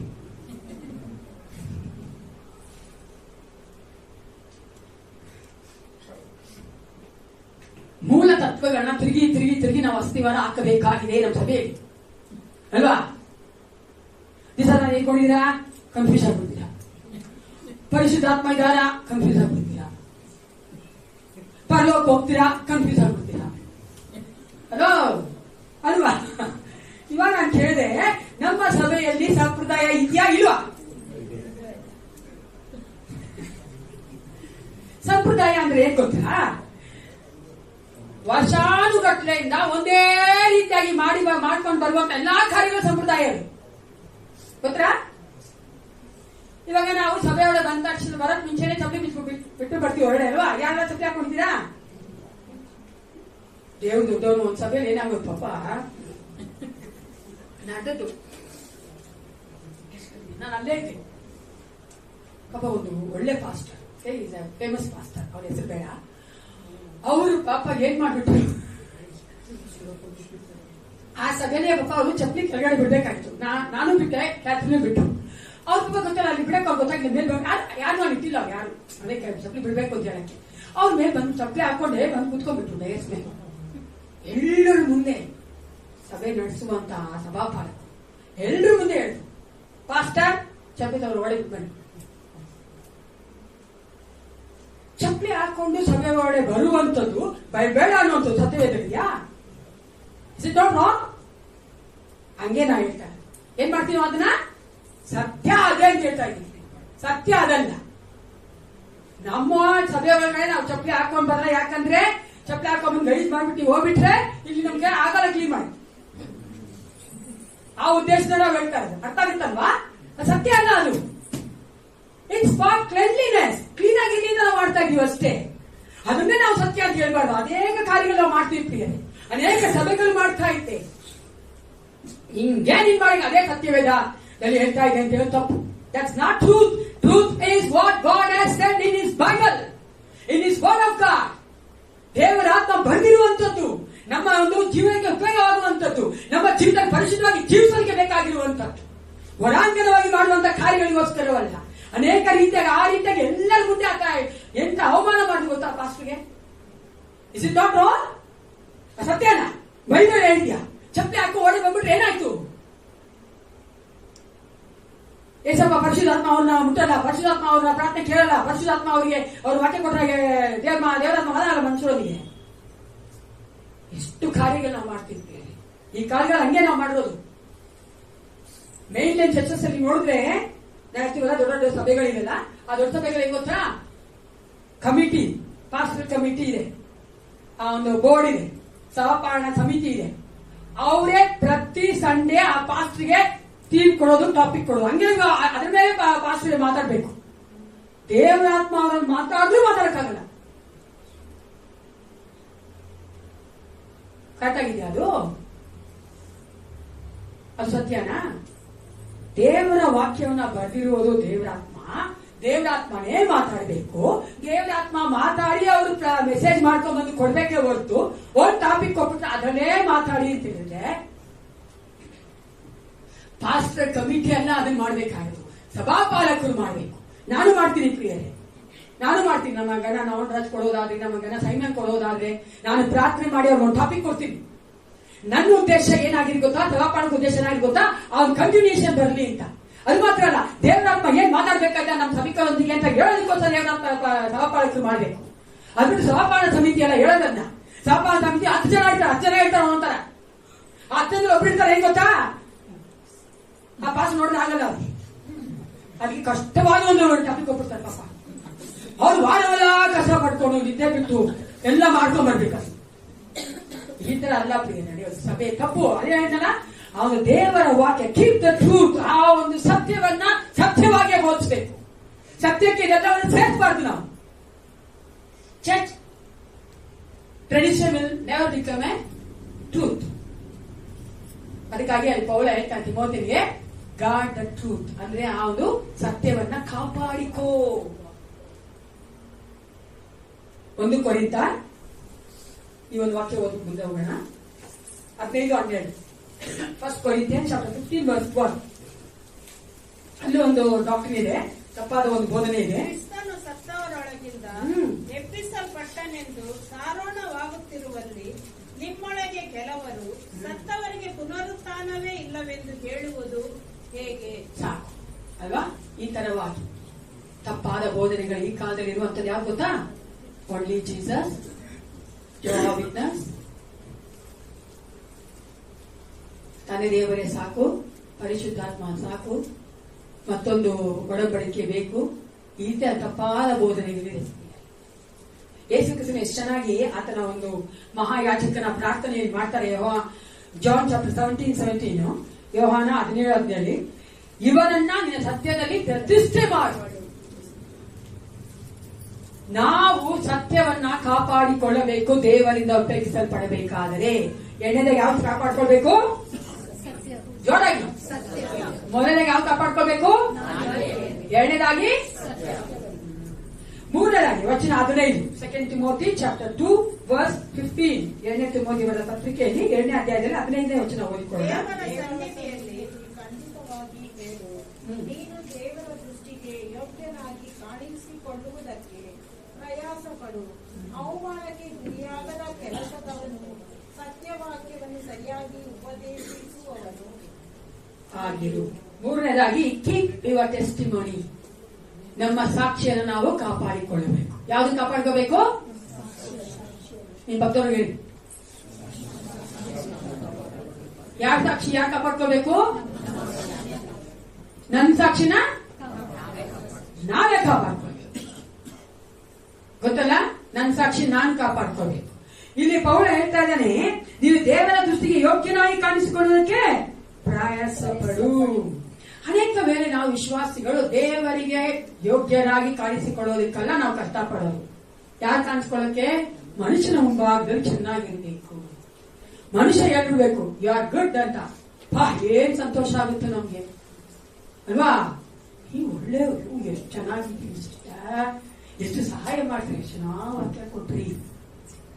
ಹಿಂದಾಗಡೆ ಹೋಗ್ಬಿಟ್ಟು ಏನ್ 1 hour ಕೊಟ್ಬಿಟ್ರಪ್ಪ, ನಾನ್ ಕೇಳಿದ್ರಿ ಸಾರಿ ಟು ಸೇ ದಿಸ್. ನಾವಂಗೆ ಮನುಷ್ಯನು ನಮ್ಮನ್ನ ಹೊಗಳಬೇಕು ಅಂತ ಅನ್ಕೋಬೇಡಿ. ಮನುಷ್ಯನು ಹೊಗಳೋದು ತೆಗಳೋದು ಎಲ್ಲ ಯಾವ್ದನ್ನ ಮೇಲ್ ನೋಡಿ ನಮ್ಮನ್ನು ನೋಡಿ ಮಾಡೋದು. ಆದ್ರೆ ದೇವರ ಆತ್ಮ ಒಬ್ಬನೇ ನಮ್ಮ ಒಳಗಡೆ ನೋಡಿ ಆತನ ನಮ್ಮನ್ನ ಅಪ್ರೂವ್ ಮಾಡೋದು, ಯೋಗ್ಯನು ಅಂತ ಹೇಳೋದು. Testimony is a priceless thing in this world. ನಾವು ಕೇಳಿದರೆ ಸಾಕ್ಷಿ ಅನ್ನೋದು ಈ ಲೋಕದಲ್ಲಿ ಬೆಲೆ ಕಟ್ಟಲಾದಂತ ಒಂದು ಕಾರ್ಯ. ಸಾಕ್ಷಿಯನ್ನು ನಾವು ಕಾಯ್ದುಕೊಳ್ಬೇಕು. ನಮ್ಮ ಜೀವಿತವನ್ನ ನಾವು ಪ್ರತಿದಿನ ಪರೀಕ್ಷೆ ಮಾಡ್ಕೊಳ್ಬೇಕು. ಎಷ್ಟು ಜನ ನೀವು ಬೆಳಗ್ಗೆ ಎದ್ದ ತಕ್ಷಣ ನಿಮ್ಮ ಜೀವಿತವನ್ನು ನೀವು ಪರೀಕ್ಷೆ ಮಾಡ್ಕೊಳ್ತೀರಾ? Praise the lord. ನಾನು ಹೆಂಗಿದ್ದೇನೆ ಅಂತ ಪರೀಕ್ಷೆ ಮಾಡ್ಕೊಳ್ಬೇಕು ಅಲ್ವಾ? ಅದ್ಬಿಟ್ಟು ಬೇರೆಯವ್ರ ಬಗ್ಗೆ ಪರೀಕ್ಷೆ ಮಾಡ್ಕೊಳ್ಬಾರ್ದು. ಅದಕ್ಕೆ ಯಶರಾಯ ಕರ್ತನ ಭೋಜನ ಸಮಯ ನಾವು ಬರ್ತೀವಲ್ಲ, ಅಲ್ಲಿ ಯಶರಾಯ ಪೌಲನ ಮೂಲಕ ದೇವರು ಹೇಳಿದ್ದಾನೆ, ನಿನ್ನನ್ನ ನೀನು ಪರಿಶೋಧನೆ ಮಾಡಿಕೊಂಡು ಬಂದು ಭಾಗವಹಿಸು. ನಮ್ಮನ್ನ ನಾವು ಪರಿಶೋಧನೆ ಮಾಡ್ಕೊಳ್ಬೇಕು. ವಿಶ್ವಾಸಿಗೆ 3 ರೀತಿಯಾದಂತಹ ಸಾಕ್ಷಿಗಳುಂಟು. A believer has the 3 testimonies. ಅದನ್ನ ನೀವು ಲೂಕನ ಸುವಾರ್ತೆ 7ನೇ ಅಧ್ಯಾಯ 1ರಿಂದ 10ನೇ ವಚನದಲ್ಲಿ ಅಲ್ಲಿ ಯೇಸು ಕ್ರಿಸ್ತನ ಒಂದು ಅದ್ಭುತವನ್ನ ಮಾಡಿದ್ದಾರೆ. ಒಂದು ಗುಣವನ್ನ ಅದೇ ಹೀಲಿಂಗ್ ಮಾಡುವಂತ ಮಿರಾಕಲ್ನ ಮಾಡಿದ್ದಾರೆ. ಅದು ಯಾವುದಂದ್ರೆ ಒಬ್ಬ ಸೆಂಚುರಿಯನ್ ಹಾಲನ್ನ ಅಥವಾ ಸರ್ವೆಂಟ್ ಅನ್ನ ದೇವರು ಯೇಸು ಕ್ರಿಸ್ತನಲ್ಲಿ ಗುಣಪಡಿಸ್ತಾರೆ. ಓಕೆನಾ? ಆ ಕಥೆ ನಮ್ಮೆಲ್ಲರೂ ಗೊತ್ತು. ಯಾರಿಗ ಗೊತ್ತಿಲ್ಲ? ಬೆಳಗ್ಗೆ ಓದಿಲ್ಲ. ಅದ್ಭುತಗಳನ್ನ, ಈ ಒಂದು ಸಾಮ್ಯಗಳನ್ನ ಅಲ್ವಾ ಎಷ್ಟು ಚೆನ್ನಾಗಿರ್ತವೆ, ನೀವು ಓದ್ಬೇಕು. ಅದ್ರ ಸ್ಟಡಿ ಮಾಡ್ತಾರೆ, ಟಾಪಿಕಲ್ ಅಂತೀವಿ. ಆ ತರದನ್ನ ಓದ್ಕೊಳ್ಬೇಕು. ನನ್ ಚೆನ್ನಾಗಿ ನಾಲ್ಕ ಇದೆ ನಮ್ಮ ತಾಯಿ ವಿಷಯ ಇರಬೇಕಾದ್ರೆ ನನಗೆ ಆ ಒಂದು ಎಷ್ಟು ಚೆನ್ನಾಗಿ ದೇವರಾತ್ಮ ಕೊಟ್ಟರಂದ್ರೆ ಎಲ್ಲ ಗುಣಪಡಿಸುವಂತ ದೇವರು ಏಸಪ್ಪ ಗುಣಪಡಿಸಿದ್ರು ಅದೆಲ್ಲ ಓದು ಅಂತ ನಮ್ಮ ತಂದೆ ತಾಯಿ ಇಬ್ರಿಗೂ ಮಾಡಿದೀನಿ ಅಂತ. ಅವ್ರು ಹಾಸ್ಪಿಟಲ್ ಇದ್ದಾಗ ಅವ್ರ ಮನೆ ಕೂತ್ಕೊಂಡು ಆ ವಚನಗಳನ್ನ ಓದ್ತಾ ಇದ್ದೆ. ಅಂದ್ರೆ ನಾವು ಎಲ್ಲ ಇನ್ಸಿಡೆಂಟ್ಸ್ ಓದ್ತಾ ಇದ್ದೆ. ಅದು ನಿಜವಾಗ್ಲೂ ಬಲ ಕೊಡುವಂಥದ್ದು. ಇನ್ನು ನಾವೇನ್ ನೋಡ್ತೇವೆ, ಆ ಒಂದು ಶತಾಧಿಪತಿಯ ಹಾಲನ್ನ ಗುಣಪಡಿಸೋದು ಯೇಸು ಕ್ರಿಸ್ತನಲ್ವಾ. ಇಲ್ಲಿ 3 ತರವಾದಂತ ಒಂದು ಸಾಕ್ಷಿ ಇದೆ. ಅಂದ್ರೆ ಒಬ್ಬ ವಿಶ್ವಾಸಿಗೆ 3 ತರವಾದ ಸಾಕ್ಷಿಯನ್ನ ನೋಡ್ಬೇಕು. ಮೊದಲದಾಗಿ 7ನೇ ಅಧ್ಯಾಯದ 4 ಮತ್ತು 5 ನೋಡುವುದಾದ್ರೆ ಅಲ್ಲಿ ಯಹೂದ್ಯ ನಾಯಕರುಗಳು ಬಂದು ಯೇಸು ಕ್ರಿಸ್ತನಿಗೆ ಶತಾಧಿಪತಿ ಕುರಿತಾದ ಒಂದು ಸಾಕ್ಷಿಯನ್ನ ಕೊಡ್ತಾರೆ. ಒಳ್ಳೆ ಸಾಕ್ಷಿ, ಆತನು ಒಳ್ಳೆಯವನು, ಆತ ನಮಗೆ ಇದು ಸೆಂಚುರಿ ಸಿನೋಗ ಕಟ್ಕೊಟ್ಟಿದ್ದಾನೆ, ಅದನ್ನ ದಾನ ಧರ್ಮ ಮಾಡ್ತಾನೆ, ಅವನು ಒಳ್ಳೆಯವನಾಗಿದ್ದಾನೆ, ನೀನು ಅವನಿಗೆ ಗುಣ ಮಾಡಬೇಕು ಅವನ ಹಾಳನ್ನ ಅಂತ. ಹೆಂಗಿದೆ ನೋಡಿ ಪ್ರಿಯರೇ, ನೀವು ನೋಡುವುದಾದ್ರೆ ಯಾವ ಯಹೂದ್ಯರು ಆಗ್ಲಿ, ಯಾವ ಅವಿಶ್ವಾಸಿ ಅಥವಾ ಅನ್ಯರನ್ನ ಅವರು ಹೊಗಳೋದೇ ಇಲ್ಲ. ಅವ್ರಿಗೆ ಅನ್ಯರು ನೋಡಿದ್ರೆ ಇಷ್ಟಾನೇ ಆಗಲ್ಲ. ಅಬಾಮಿನೇಷನ್ ಅಂದ್ರೆ ಅವ್ರಿಗೆ ಅಸಹ್ಯವಾದವರು. ಯಾಕಂದ್ರೆ ಇಸ್ರಾಯೇಲ್ಗೆ ಅಷ್ಟು ಪ್ರೈಡ್, ನಾನ್ ದೇವರಿಂದ ಕರೆಯಲ್ಪಟ್ಟವನಾಗಿದ್ದೇನೆ, ನನ್ನ ದೇವರು ಕರ್ಕೊಂಡು ಹೋಗ್ತಾರೆ ಪರಲೋಕಕ್ಕೆ, ಈ ಲೋಕದ ನಂತಾನೆ ಆರಿಸ್ಕೊಂಡ್ರು ದೇವರು. ಆತರ ಅಹಂಕಾರ ಅವರಿಗೆ. ಅಂತವ್ರು ಯಾರನ್ನೂ ಹೊಗಳಲ್ಲ. ಈ ಶತಾಧಿಪತಿನ ಅವರು ಹೊಗಳ್ತಾ ಇದ್ದಾರಂದ್ರೆ ಮೊದಲನೇದಾಗಿ ವಿಶ್ವಾಸಿಗಿರ್ಬೇಕಂತ ಒಂದು ಸಾಕ್ಷಿಯನ್ನು ಬೇರೆಯವರು ನಮ್ಮ ಕುರಿತಾಗಿ ಒಳ್ಳೆಯ ಸಾಕ್ಷಿ ಹೇಳ್ಬೇಕು. ಎಷ್ಟು ಜನ ಹೇಳ್ತಾರೆ? ನಮ್ಮ ಜೊತೆ ವಾಸ ಮಾಡೋರು ಹೇಳ್ತಾರ? ಒಳ್ಳೆ ಸಾಕ್ಷಿ ಇರ್ಬೇಕಾದ್ರೆ ತಪ್ಪು ತಿಳ್ಕೊಬೇಡಿ, ನಾ ಕೋಪ ಮಾಡ್ಕೊಂಡ್ ಮಾತ್ರಕ್ಕೆ ಅವ್ರು ಒಳ್ಳೇದೇನಲ್ಲ ಅಂತಲ್ಲ. ಓವರ್ ಆಲ್ ಆಗಿ ನಾವು ವ್ಯಕ್ತಿತ್ವದ ಕುರಿತಾಗಿ ಗೊತ್ತಲ್ಲ. ಯಾಕಂದ್ರೆ ಅನೇಕ ವೇಳೆ ಮನುಷ್ಯರು ಕೋಪನೇ ಬರಲ್ಲ ಅಂದ್ರೆ ನಾನು ಮನುಷ್ಯನೇ ಅಲ್ಲ, ಮರ ಅಲ್ವಾ? ಕೋಪ ಬರ್ಬೇಕು. ಅದ ಕೋಪ ಬಂದು ಇನ್ನೊಬ್ಬರನ್ನ ಹೊರಟಾಕ್ತೀನಿ ಅಂದ್ರೆ ಅದು ಮರ ಮಾಡಲ್ಲ, ಮನುಷ್ಯನೇ ಮಾಡೋದು. ಅದನ್ನ ಮಾಡ್ತೀಯ ಅಂದ್ರೆ ಅದು ಸಾಕ್ಷಿ ಕೆಡ್ಸ್ಕೊಂತ ಇಲ್ಲ ಅಂತ ಅರ್ಥ. ಆಮೇಲೆ ಅದೇ ನಾನು ಹೇಳ್ತಾ ಇರೋದು, ಅದೇ ನನಗೆ ಬೇಕಾಗಿದೆ. ಎಲ್ರು ಬಲಗಿದ್ದಾರೆ, ಯಾರು ಇಲ್ಲಿ ಬಲವಾಗಿಲ್ಲ. ಎಲ್ರಿಗೂ ಎಮೋಷನ್ಸ್ ಇದೆ, ಎಲ್ರಿಗೂ ಭಾವನೆಗಳಿದೆ. ನಾವು ಕೋಪ ಮಾಡ್ಕೊತೀವಿ ಗೊತ್ತಲ್ಲ. ಕೋಪ ಮಾಡ್ಕೊಂಡ್ರು ಹೊಡಿಬಾರ್ದು, ಕೋಪ ಮಾಡ್ಕೊಂಡ್ರು ಕೆಟ್ಟ ಮಾತು ಬರಬಾರ್ದು ಬಾಯಿ. ಆವಾಗ ನಾನು ಸಾಕ್ಷಿ ಕೆಡ್ಸ್ಕೊಂತ ಇದ್ದೀನಿ. ಅದನ್ನೇ ಅಲ್ಲಿ ಆ ಯಹೂದ್ಯ ಲೀಡರ್ಸ್ ಆ ಒಂದು ಸೆಂಚುರಿಗೆ ಶತಾಧಿಪತಿ ಕೊಟ್ಟಂತ ಒಂದು ಸಾಕ್ಷಿ ಕ್ರಿಯೆ. ನನ್ನನ್ನು ನೋಡಿ ಬೇರೆಯವರು ಏನಂತಾರೆ, ಒಂದು ಹಿಲ್ ಸ್ಟೇಷನ್ ಹೇಳ್ತೀನಿ. ಒಬ್ಬ ಮನೆ ಕೇಳಿದವಳು ಆ ಓನರ್ ಹತ್ರ ಹೋಗಿ, ಮನೆ ಯಜಮಾನ ಹತ್ರ ಹೋಗಿ, ನಾನು ಕೆಲಸ ಬಿಡ್ತಾ ಇದ್ದೀನಿ. ಅದಕ್ಕೆ ಇವ್ನು ಕೇಳಿದಂತೆ ಓನರ್, ಯಾಕಪ್ಪ ಯಾಕೆ ಕೆಲಸ ಬಿಡ್ತೀಯ? ಅದಕ್ಕೆ ಆಕೆ ಹೇಳಿದಂತೆ, ನನಗೆ ಮೆಂಟಲ್ ಹಾಸ್ಪಿಟಲ್ ಕೆಲಸ ಸಿಕ್ಕಿದೆ. ಓನರ್ಗೆ ಆಶ್ಚರ್ಯ, ನಿನ್ಗೆ ಏನಂತ ನಾವು ತುಂಬಾ ವರ್ಷದಿಂದ ಅದೇ ಮನೆ ಮಾಡ್ತಾರೆ, ಏನಮ್ಮ ನಿನ್ಗೆ ಎಕ್ಸ್ಪೀರಿಯನ್ಸ್ ಇಲ್ವಲ್ಲ, ಹೆಂಗ್ ಕೊಟ್ಟರು ಅವ್ರು ನಿನ್ಗೆ ಕೆಲಸ? ಅದಕ್ಕೆ ಆಕೆ ಹೇಳುತ್ತೆ, 7 ವರ್ಷ ಕೆಲಸ ಮಾಡಿದ್ದೀನಲ್ಲ ಅದೇ ಸಾಕು ಅಂದ್ರು ಅವರು. ತಿಳ್ಕೊಂಡು ಇವರೇ ಸ್ಟೂಡೆಂಟ್ ಆಗಿರ್ಬೇಕು. ಈ ತರ ನಾವು ಸಾಕ್ಷಿ ಕೊಡ್ತೇವೆ. ಸಾಕ್ಷಿನೇ ನಾವು ಕೊಟ್ಟಿದ್ದೇವೆ ಅಲ್ವಾ? ನಾವ್ ಹೆಂಗಿದ್ದೇವೆ ಅಂತ ನಾವು ತುಂಬಾ ಚೆನ್ನಾಗಿ ಹೇಳ್ಕೊಡ್ತೀವಿ. ನಾನ್ ಯಾವತ್ತೂ ಹೇಳ ಅಡಿತಾ ಕೆಟ್ಟವಳು ಅಂತ. ಹಲೋ, ಯಾಕೆ ಹೇಳ್ಬೇಕು ನಾನು ಒಳ್ಳೆಯವಳೆ ಅಲ್ವಾ? ಆದ್ರೆ ಬೇರೆಯವ್ರು ಹೇಳ್ಬೇಕಲ್ಲ, ವೆರಿ ಹಾರ್ಡ್, ತುಂಬಾ ಕಷ್ಟ. ಸಾಕ್ಷಿ ಅನ್ನೋದು ಮೊಟ್ಟ ಮೊದಲನೇದಾಗಿ ಬೇರೆಯವರು ನನ್ನ ಬಗ್ಗೆ ಏನ್ ಹೇಳ್ತಾರೆ ಅದು ನಾವು ಕೇಳ್ಬೇಕು. ಬೇರೆ 1 ಥೆಸಲೋನಿಕ 5:15 ನೋಡ್ಕೊಳ್ಳೋಣ. ಒಳ್ಳೆ ವಚನ, ನಾವು ಯಾಕೆ ರೀತಿಸ್ಕೊಳ್ಳೋಣ. 1 ಥೆಸಲೋನಿಕ 5ನೇ ಅಧ್ಯಾಯ 15ನೇ ವಚನ. First Thessalonica chapter 5 verse 15. ಯಾರು ಅಪಕಾರಕ್ಕೆ ಅಪಕಾರ ಮಾಡದಂತೆ ಯಾವಾಗಲೂ ನೀವು ಒಬ್ಬರಿಗೊಬ್ಬರು ಹಿತವನ್ನು ಮಾಡಿಕೊಂಡಿರುವುದಲ್ಲದೆ ಎಲ್ಲರಿಗೂ ಹಿತವನ್ನು ಮಾಡುವವರಾಗಿರಿ. ಯಾರು ಅಪಕಾರಕ್ಕೆ ಅಪಕಾರವನ್ನು ಮಾಡದಂತೆ ನೋಡಿಕೊಳ್ಳಿರಿ. ಯಾವಾಗ ನೀವು ಒಬ್ಬರಿಗೊಬ್ಬರು ಹಿತವನ್ನು ಮಾಡಿಕೊಂಡಿರುವುದಲ್ಲದೆ ಎಲ್ಲರಿಗೂ ಹಿತವನ್ನು ಮಾಡುವವರಾಗಿರಿ. ಅದಕ್ಕೆ ನಾನು ಹೇಳ್ತೇನೆ, ಮಾತಾಡ್ಬೇಕಾದ್ರೂ ಅಷ್ಟೇ ಅಲ್ವಾ, ನಮ್ಮ ಒಂದು ಭಾವನೆಗಳು ಅಷ್ಟೇ ಬೇರೆಯವ್ರ ಮೇಲೆ ಒಂಥರ ಇರಿಟೇಟ್ ಆಗಿರ್ಬಾರ್ದು, ಒಂಥರ ದ್ವೇಷ ಆಗಿರ್ಬಾರ್ದು ಅಲ್ವಾ. ನಾನು ಯಾವಾಗ ಅದೇ ಅನ್ಕೊಳ್ಳೋದು, ಎಷ್ಟು ವರ್ಷ ಜೀವನ ಮಾಡ್ತೀವಿ ನಾವು? ಮಣ್ಣು ಹೋದ್ರೆ ಮಾತ್ರ 3/6 ಅಷ್ಟೇ. ನಾನು ಅಂದ್ ಹೇಳ್ತಾ ಇದ್ದೀನಿ 3/5 ಅಲ್ವಾ, ಅಷ್ಟೇ. ಏನೇ ಹತ್ಕೊಳಕ್ಕಾಗಲ್ಲ. ಏನೋ ಆ ಒಂದು ಕಾರ್ಟೂನ್ ಬಾಕ್ಸ್ ಚೆನ್ನಾಗಿರ್ತದೆ, ಮೋತಿ ಯಾವ್ದೋ ಒಂದು ಕಾಸ್ಟ್ಲಿ ಹಾಕ್ತೀವಿ, ಏನ್ ಹಾಕಿದ್ರೆ ಮಣ್ಣು ತಿನ್ಬಿಡ್ತಾರಲ್ಲ, ಐ ಮೀನ್ ಮಣ್ಣು ಉಳು ತಿನ್ಬಿಡ್ತಾರಲ್ಲ ಅಲ್ವಾ. ₹1 ಇರ್ತಲ್ಲ ಅದು ಬಿಡಲ್ಲ ರೀ ಕಾಲದ ಅಲ್ವಾ. ಯಾಕೆ ಹಾಕ್ತಿದ್ದನ್ನ ಯಾರು ಎತ್ಕೊಂಡ್ರ ತಗೋದು ಅಷ್ಟೇ ನಮ್ ಜೀವನ. ಅದಕ್ಕೋಗಿನ ನಾವು ಕಷ್ಟಪಡೋದು, ಅದಕ್ಕಾಗಿನ ನಾವು ಬೇರೆ ಮೇಲೆ ದ್ವೇಷ ಮಾಡೋದು ಅಲ್ವಾ ಪ್ರಿಯ. ಮೊದಲನೇದಾಗಿ ಬೇರೆಯವ್ರ ನನ್ನ ಬಗ್ಗೆ ಏನ್ ಅನ್ಕೊತಾರೆ ಅಂತ ನನಗೆ ಮೊದಲನೇ ಸಾಕ್ಷಿ, ವಿಶ್ವಾಸಿಗೆ 2ನೇ ಸಾಕ್ಷಿ. ಅದೇ ಲೂಕನ ಬರೆದ ಸುವಾರ್ತೆಯಲ್ಲಿ 7ನೇ ಅಧ್ಯಾಯದಲ್ಲಿ 6 ಮತ್ತು 7 ನೋಡುವುದಾದ್ರೆ ಟೆಸ್ಟಿಮನಿ ಆಫ್ ಸೆಂಚುರಿಯನ್ ಹಿಮ್ಸೆಲ್ಫ್, ಶತಾಧಿಪತಿ ತನ್ನ ಕುರಿತಾಗಿ ಏನ್ ಹೇಳ್ತಾನೆ ಅನ್ನೋದು. ಇಲ್ಲಿ ಅನೇಕ ಸಾರಿ ಅವನೇಂತ ನಿಮ್ಗೆ ನೋಡಿ ಗೊತ್ತಿಲ್ಲ, ಅವ್ರು ಹೇಳ್ತಾನೆ ನಮ್ಮ ಆಯ್ತಾ ಬರ್ಲೇ ಬೇಡಪ್ಪ ಗುರುವೆ, ನೀನ್ ಊರ್ನ ಹೇಳಿ ಸಾಕು, ನನಗೂ ನನ್ನ ಅಧೀನದಲ್ಲಿ ಆಳುಗಳಿದ್ದಾರೆ, ನೀನ್ ಅಲ್ಲಿ ಹೇಳಿ ಸಾಕು ಗುಣ ಆಗುತ್ತೆ ಅಂತ ಹೇಳ್ತಾರಲ್ವಾ. ಆ ಒಂದು ಸಾಕ್ಷಿ ನೋಡುವುದಾದ್ರೆ ಅನೇಕ ಸಾರಿ ನಾವು ವಿಶ್ವಾಸಿಗಳು ಹೇಗಿದ್ದೇವೆ ಗೊತ್ತಾ, ನಾವು ನಮ್ಮ ಬಗ್ಗೆ ತುಂಬಾ ಕೀಳಾಗಿ ನೋಡ್ಕೋತೇವೆ, ಇಲ್ಲ ತುಂಬಾ ಹೈಯಾಗಿ ನೋಡ್ಕೋತೇವೆ. ಅನೇಕ ನಾವು ಹೇಗಿದ್ದೀವಿ ಅಂದ್ರೆ ನಾವು ತುಂಬಾ ನಮ್ಮ ಬಗ್ಗೆ ಹೆಮ್ಮೆಯಾಗಿ ದೊಡ್ಡದಾಗಿ ಹೇಳ್ಕೊಳ್ಳೋದು ಇಲ್ವಾ. ಅಯ್ಯೋ ಬಿಡಪ್ಪ ನನ್ಗೇನು ಆಗಲ್ಲ, ನಾನು ಪಾಪಿ ಅನ್ನೋದು ಎರಡೂ ತಪ್ಪೆ. ಆಮೇಲೆ ಹೇಳಿ, 2 ತಪ್ಪೆ. ಆಮೇಲೆ ನಾನ್ ನನ್ನ ಬಗ್ಗೆ ಹೆಚ್ಚಾಗಿ ಹೇಳ್ಕೊಬಾರ್ದು, ನಾನ್ ನನ್ನ ಬಗ್ಗೆ ಕೀಳಾಗೂ ತಿಳ್ಕೊಳ್ಬಾರ್ದು. ಏಸಪ್ಪ ನನ್ನ ಹೆಂಗ್ ನೋಡ್ತಾನ ಹಂಗೆ ನಾನು ಜೀವನ ಮಾಡ್ಬೇಕು. ಏಸಪ್ಪ ನನ್ನ ಏನ್ ಅನ್ಕೊಂಡಿದ್ದಾರೆ, always we see our own life with our own perspective. ನಮ್ಮ ಒಂದು ದೃಷ್ಟಿಕೋನ ನೋಡಬಾರ್ದು ನಮ್ಮನ್ನ ನಾವು. ಏಸಪ್ಪ ನನ್ನ ಏನ್ ಅನ್ಕೊಂಡಿದ್ದಾನೆ, ಏಸಪ್ಪ ನಮ್ಮ ಮನೆಯವ್ರನ್ನ ಏನ್ ಅನ್ಕೊಂಡಾನೆ, ಅಲೋ ತಿರುಗಿ ಮೂಲಭೂತ ಇದೆ, ತಿರುಗಿ ಆಸ್ತಿವಾರ ಹಾಕ್ಬೇಕು. ಏಸಪ್ಪ ನಮ್ಮ ಏನ್ ಅನ್ಕೊಂಡ್ರಿ, ಹಂಗ ಅನ್ಕೊಂಡ ಏಸಪ್ಪ ನಮ್ಮನ್ನ. ನಾವು ಏಸಪ್ಪ ಏನಾಗಿದ್ದೇವೆ, ಬದುಕದೆ ಬಡ ಜೀವ ಮಕ್ಕಳಾಗಿ ಹೇಳಕ್ಕೆ ಬರಬೇಡ್ರಿ. ನಾವೆಲ್ಲರೂ ಏಸಪ್ಪನಿಗೆ ಮಕ್ಕಳಾಗಿದ್ದೇವೆ. ಏಸಪ್ಪ ನಮ್ಮ ಮಕ್ಕಳಾಗಿ ಕಾಣೋದು.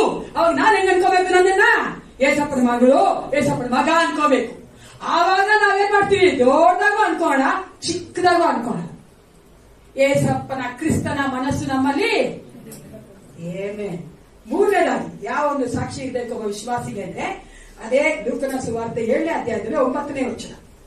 ಈ ವಚನ ಮಾತ್ರ ಓದೋಣ. ಈ ಮಾತುಗಳನ್ನು ಹೇಳಿ ಅವನ ವಿಷಯದಲ್ಲಿ ಆಶ್ಚರ್ಯಪಟ್ಟರು. ತನ್ನ ಹಿಂದೆ ಬರುತ್ತಿರುವ ಗುಂಪನ್ನು ಹಿಂತಿರುಗಿ ನೋಡಿ, ನಾನು ಇಂಥ ದೊಡ್ಡ ನಂಬಿಕೆಯನ್ನು ಇಸ್ರಾಯೇಲ್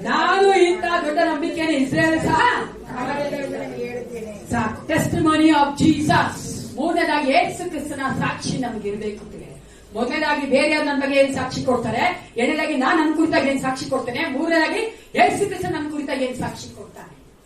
ಯೇಸು ಕ್ರಿಸ್ತ ಸೆಂಚುರಿಯಲ್ಲಿ ಏನು ನೋಡುವುದಾದ್ರೆ ಶತಾಧಿಪತಿ ರೋಮ ಸರ್ಕಾರ ಕೆಲಸ ಮಾಡ್ತಾ ಇದ್ದವನು, ಆತನು ತನ್ನ ಸ್ವಂತ ಜನವಾದ ಇಸ್ರೇಲ್ ಜನಗ ಅದರೊಳಗೆ ಹಿಂಸೆ ಮಾಡ್ತಾ ಇದ್ದವನು. ಗೊತ್ತಲ್ಲ ನಿಮ್ಗೆ, ಸೈನಿಕನ ಆತನು 100 ಇವರಿಗೆ ಸೈನಿಕರಿಗೆ ಸೋಲ್ಜರ್ಸ್ಗೆ ಆತನು ಎದ್ದು ಅಂತವ್ರು ದೇವ್ರು ಹೇಳ್ತಾವ್ರೆ.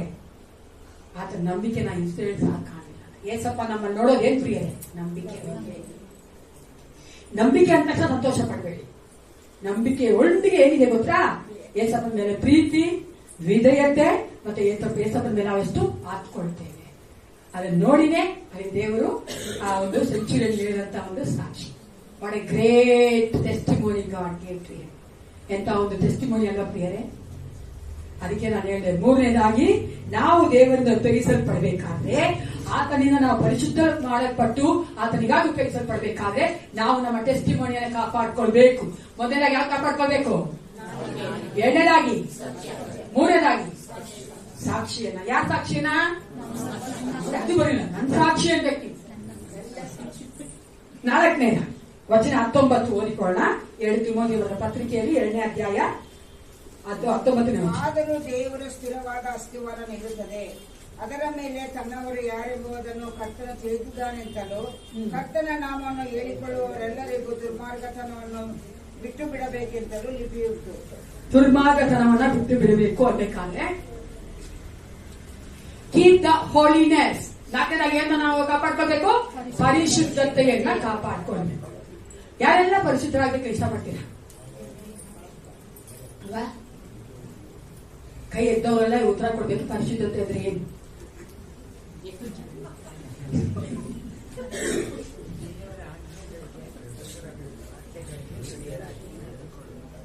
ಪರಿಶುದ್ಧತೆ ಅಂದ್ರೆ ಏನು? ಎಷ್ಟು ಸಾರಿ ನಾನು ಮೆಸೇಜ್ ಕೊಟ್ಟಾಗ ಹೇಳಿ ಲಾಸ್ಟ್ ಇಯರ್ ತಾನೇ ಸಿಸ್ಟರ್, ಇವಾಗ ಹೊಸದಾಗಿ ತಿರುಗಿ ನೀವು ಹೇಳ್ಕೊಳ್ಬೇಕು, ಯಾಕಂದ್ರೆ ನಾವು ಮರ್ತೋಗ್ಬಿಡ್ತೀವಿ, ನಾವು ಮರುವಿದೆ ಅಂತೀರ ನೀವು. ಪರಿಶುದ್ಧತೆ ಅಂದ್ರೆ ಇಬ್ರು ಅಲ್ಲಿ ಒಂದು ಪದ ಉಂಟು, ಕದೇಶ್ ಅಂತ. ಕದೇಶ್ ಅಂದ್ರೆ ಅರ್ಥ ಏನ್ ಗೊತ್ತಾ? ಕಟ್ ಆಫ್, ಸಪರೇಟ್, ಅಂದ್ರೆ ಬೇರ್ಪಡಿಸುವಂತದ್ದು. ಪರಿಶುದ್ಧತೆ ಅಂದ್ರೆ ಬೇರ್ಪಡುವಿಕೆ. ಪರಿಶುದ್ಧತೆ ಅಂದ್ರೆ ಪಕ್ಕವ್ರು ಹೇಳಿ. ಪರಿಶುದ್ಧತೆ ಅಂದ್ರೆ ಮರಿಬಾರ್ದು. ಇನ್ಮೇಲೆ ಯಾವತ್ತು ಕೇಳಿದ್ರು ಪರಿಶುದ್ಧತೆ ಅಂದ್ರೆ ಸಪರೇಟೆಡ್ ಆರ್ ಸೆಟ್ ಅಪಾರ್ಟ್ ಅಂತ ಅರ್ಥ. ಇದು ಈ ಒಂದು ಪದ ಹೆಂಗ ಎಕ್ಸ್ಪ್ಲೇನ್ ಮಾಡುತ್ತೆ ಅಂದ್ರೆ, ಆಂಟಿ ಸೆಕ್ಯುಲರ್ ಅಂದ್ರೆ ಲೋಕದಲ್ಲಿರುವಂತ ಎಲ್ಲಾ ಕಾರ್ಯಕ್ಕಿಂತಲೂ ನಾವು ವ್ಯತ್ಯಾಸವಾಗಿರುವಂತದ್ದು. ಹೆಂಗಿರೋದು? ವ್ಯತ್ಯಾಸವಾಗಿರುವಂತದ್ದು. ಐ ಆಮ್ ಡಿಫ್ರೆಂಟ್ ಹೇಳ್ರಿ. I am different. ಬಾಯಲ್ಲಿ ಮಾತ್ರ ಇರಲ್ವಾ ಅಲ್ವಾ? ಐ ಆಮ್ ಡಿಫ್ರೆಂಟ್ ಅನ್ನೋದು ಅಲ್ಲಿ 4 ಜನ ಘಟ ಮಾಡ್ತಾರೆ, ನಾನು ಒಂದಾಗ ಘಟ ಮಾಡಿ ಅಲ್ಲ, ಅಲ್ಲಿ ಡಿಫ್ರೆಂಟ್ ಇಲ್ಲ. ಸಭೆ ಒಳಗೆ ಮಾತ್ರ ಡಿಫ್ರೆಂಟು. ನನ್ ಕೇಳಿದ್ರೆ ಈ ವಾಕ್ಯಗಳನ್ನ ಸಭೆ ಒಳಗೆ ಕೇಳಿಸ್ಕೊಂಡು ಒಳಗಡೆ ಜೀವನ ಮಾಡೋದಕ್ಕೆ ಪ್ರಿಯ. ಆಮೇಲೆ ಇಲ್ಲಿ ಬಂದು ಕೇಳಿಸ್ಕೊಂಡು ನಾನೇನೋ ಬುದ್ಧಿನ ಬೆಳೆಸ್ಕೊಂತೀನಿ ಅಂತಲ್ಲ, ಪ್ರಯೋಜನನೇ ಇಲ್ಲ, ಪ್ರಯೋಜನಕ್ಕೆ ಬರೋದಿಲ್ಲ ಅದು. ವಾಕ್ಯ ಕೇಳಿ ಕೇಳಿ ನಾವು ಇಲ್ಲಿ ಕಲ್ತ್ಕೊಂಡು ಹೊರಗಡೆ ಸೋಮವಾರದಿಂದ ಶನಿವಾರವರೆಗೂ ಜೀವನ ಮಾಡೋದಕ್ಕೆ ಪ್ರಿಯ. ಯಾವ ರೀತಿಯಾಗಿ? ಪರಿಶುದ್ಧತೆ. ಐ ಆಮ್ ಡಿಫ್ರೆಂಟ್, ನಾನು ವ್ಯತ್ಯಾಸ ಉಳ್ಳವರು, ವ್ಯತ್ಯಾಸವಾಗಿದ್ದೇನೆ ಅಂತ ನಾನು ಕೆಲಸ ಮಾಡೋ ಕಡೆ ತೋರ್ಸ್ಕೊಡ್ಬೇಕು, ನಾನು ಹೋಗೋ ಕಡೆ ತೋರ್ಸ್ಕೊಡ್ಬೇಕು, ನಾನು ಇರೋಂತ ಮನೆ ತೋರ್ಸ್ಕೊಡ್ಬೇಕು. ಗುಂಪಲ್ಲಿ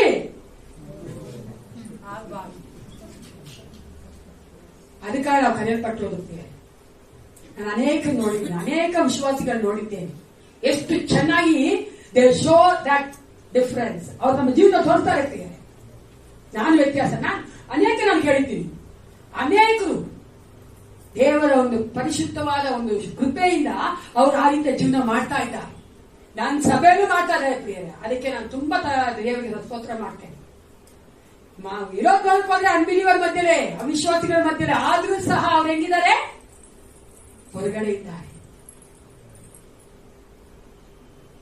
ಅದನ್ನ ನೋಡ್ತೇವೆ. ಅದು ಹಳೆ ಒಡಂಬಡಿಕೆ. ಓಕೆನಾ? ಹೊಸ ಒಡಂಬಡಿಕೆಯಲ್ಲಿ ಒಂದು ಪದ ಇದೆ, ಅಗಿಯೋಸ್ ಅಂತ. ಅದರ ಅರ್ಥನೂ ಕೂಡ ಸೆಟ್ ಅಪಾರ್ಟ್ ಅಥವಾ ನಾವೇನ್ ನೋಡ್ತೇವೆ? ಸಪರೇಟ್, ಬೇರ್ಪಡಿಸುವಿಕೆ. ನಾವು ಬೇರ್ಪಡೋದು. ಇನ್ನು ಅದಕ್ಕೋಗಿ ನಾನು ನೋಡ್ಬೋದಾದ್ರೆ ಹೊಸ ಒಡಂಬಡಿಕೆಯಲ್ಲಿ ವಿಶ್ವಾಸಿಗಳನ್ನ ಸೇಂಟ್ಸ್ ಅಥವಾ ಹೋಳಿ ಅಂತ, ಪರಿಶುದ್ಧರು ಅಂತ ಕರೀತಾರೆ. ನೋಡಿದಿರಲ್ಲ, ನೀವು ಹೋದ್ರೆ ಎಲ್ಲಾ ಎಪಿಸ್ಟಲ್ಸ್ ಅಥವಾ ಪತ್ರಿಕೆಗಳು ಓದಿ ನೋಡುವುದಾದ್ರೆ ಪೌಲ ಆಗ್ಲಿ, ಯಾಕೋಬ ಆಗ್ಲಿ, ಪೇತ್ರ ಆಗ್ಲಿ ಅವ್ರು ಹಂಗೆ ಕರೀತಾರೆ.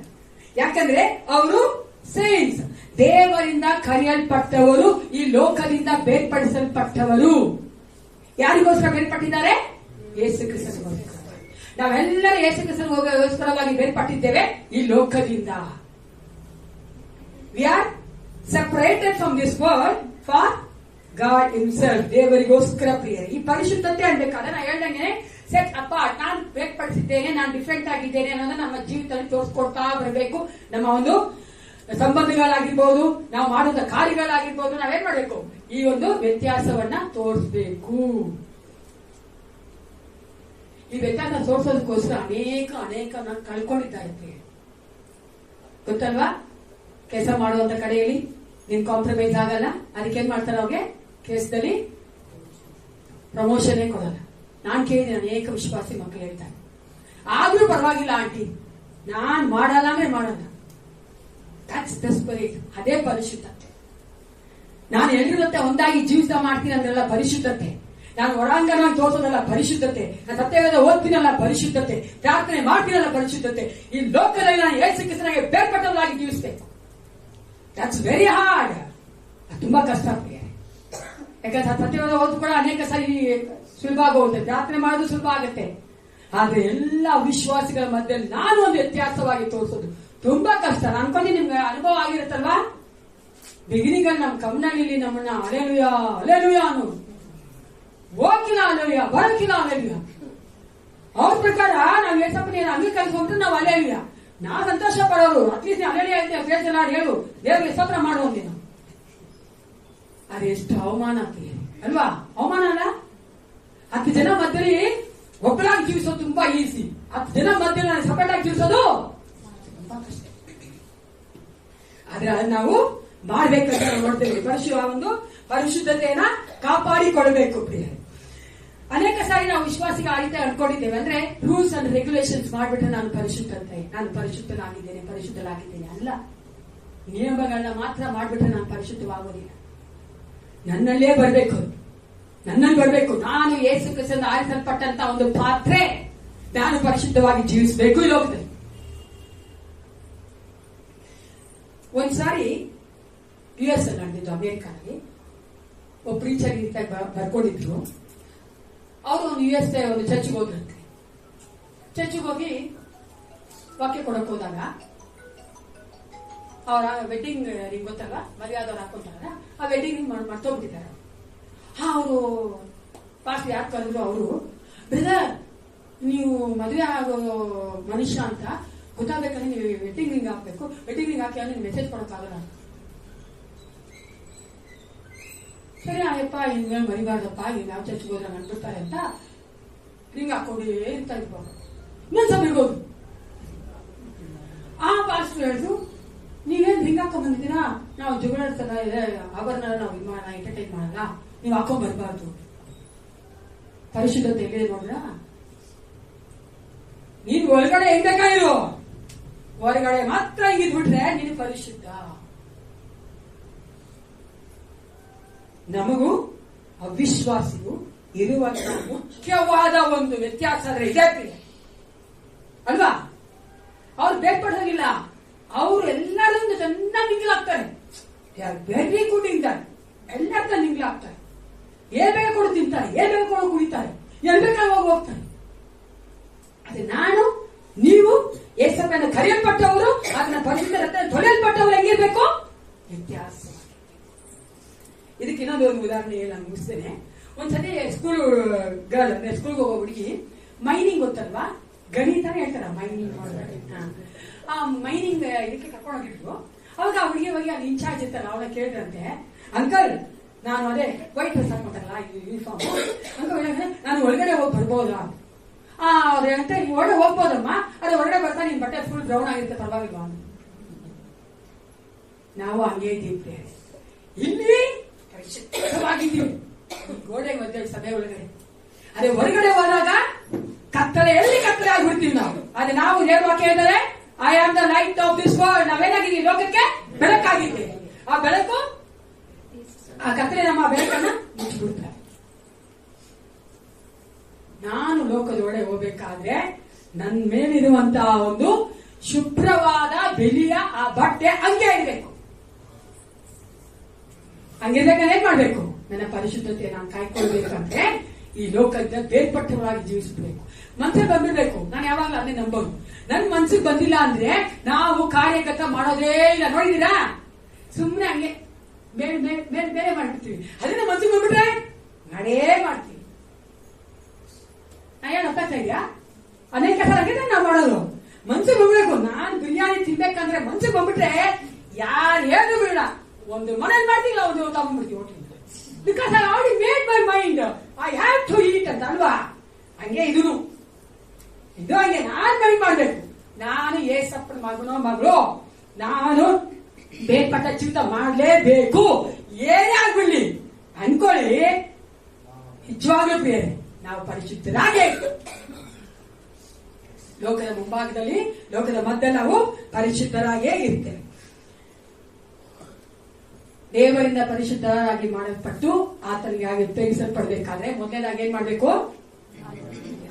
ನಾಲ್ಗೆನ ಕಾಪಾಡ್ಕೊಳ್ಬೇಕು. ಎರಡನೇದಾಗಿ ಸತ್ಯವನ್ನ ಕಾಪಾಡಬೇಕು. ಮೂರನೇದಾಗಿ ನನ್ನ ಸಾಕ್ಷ್ಯನ ಕಾಪಾಡಬೇಕು. ನಾಲ್ಕನೇದಾಗಿ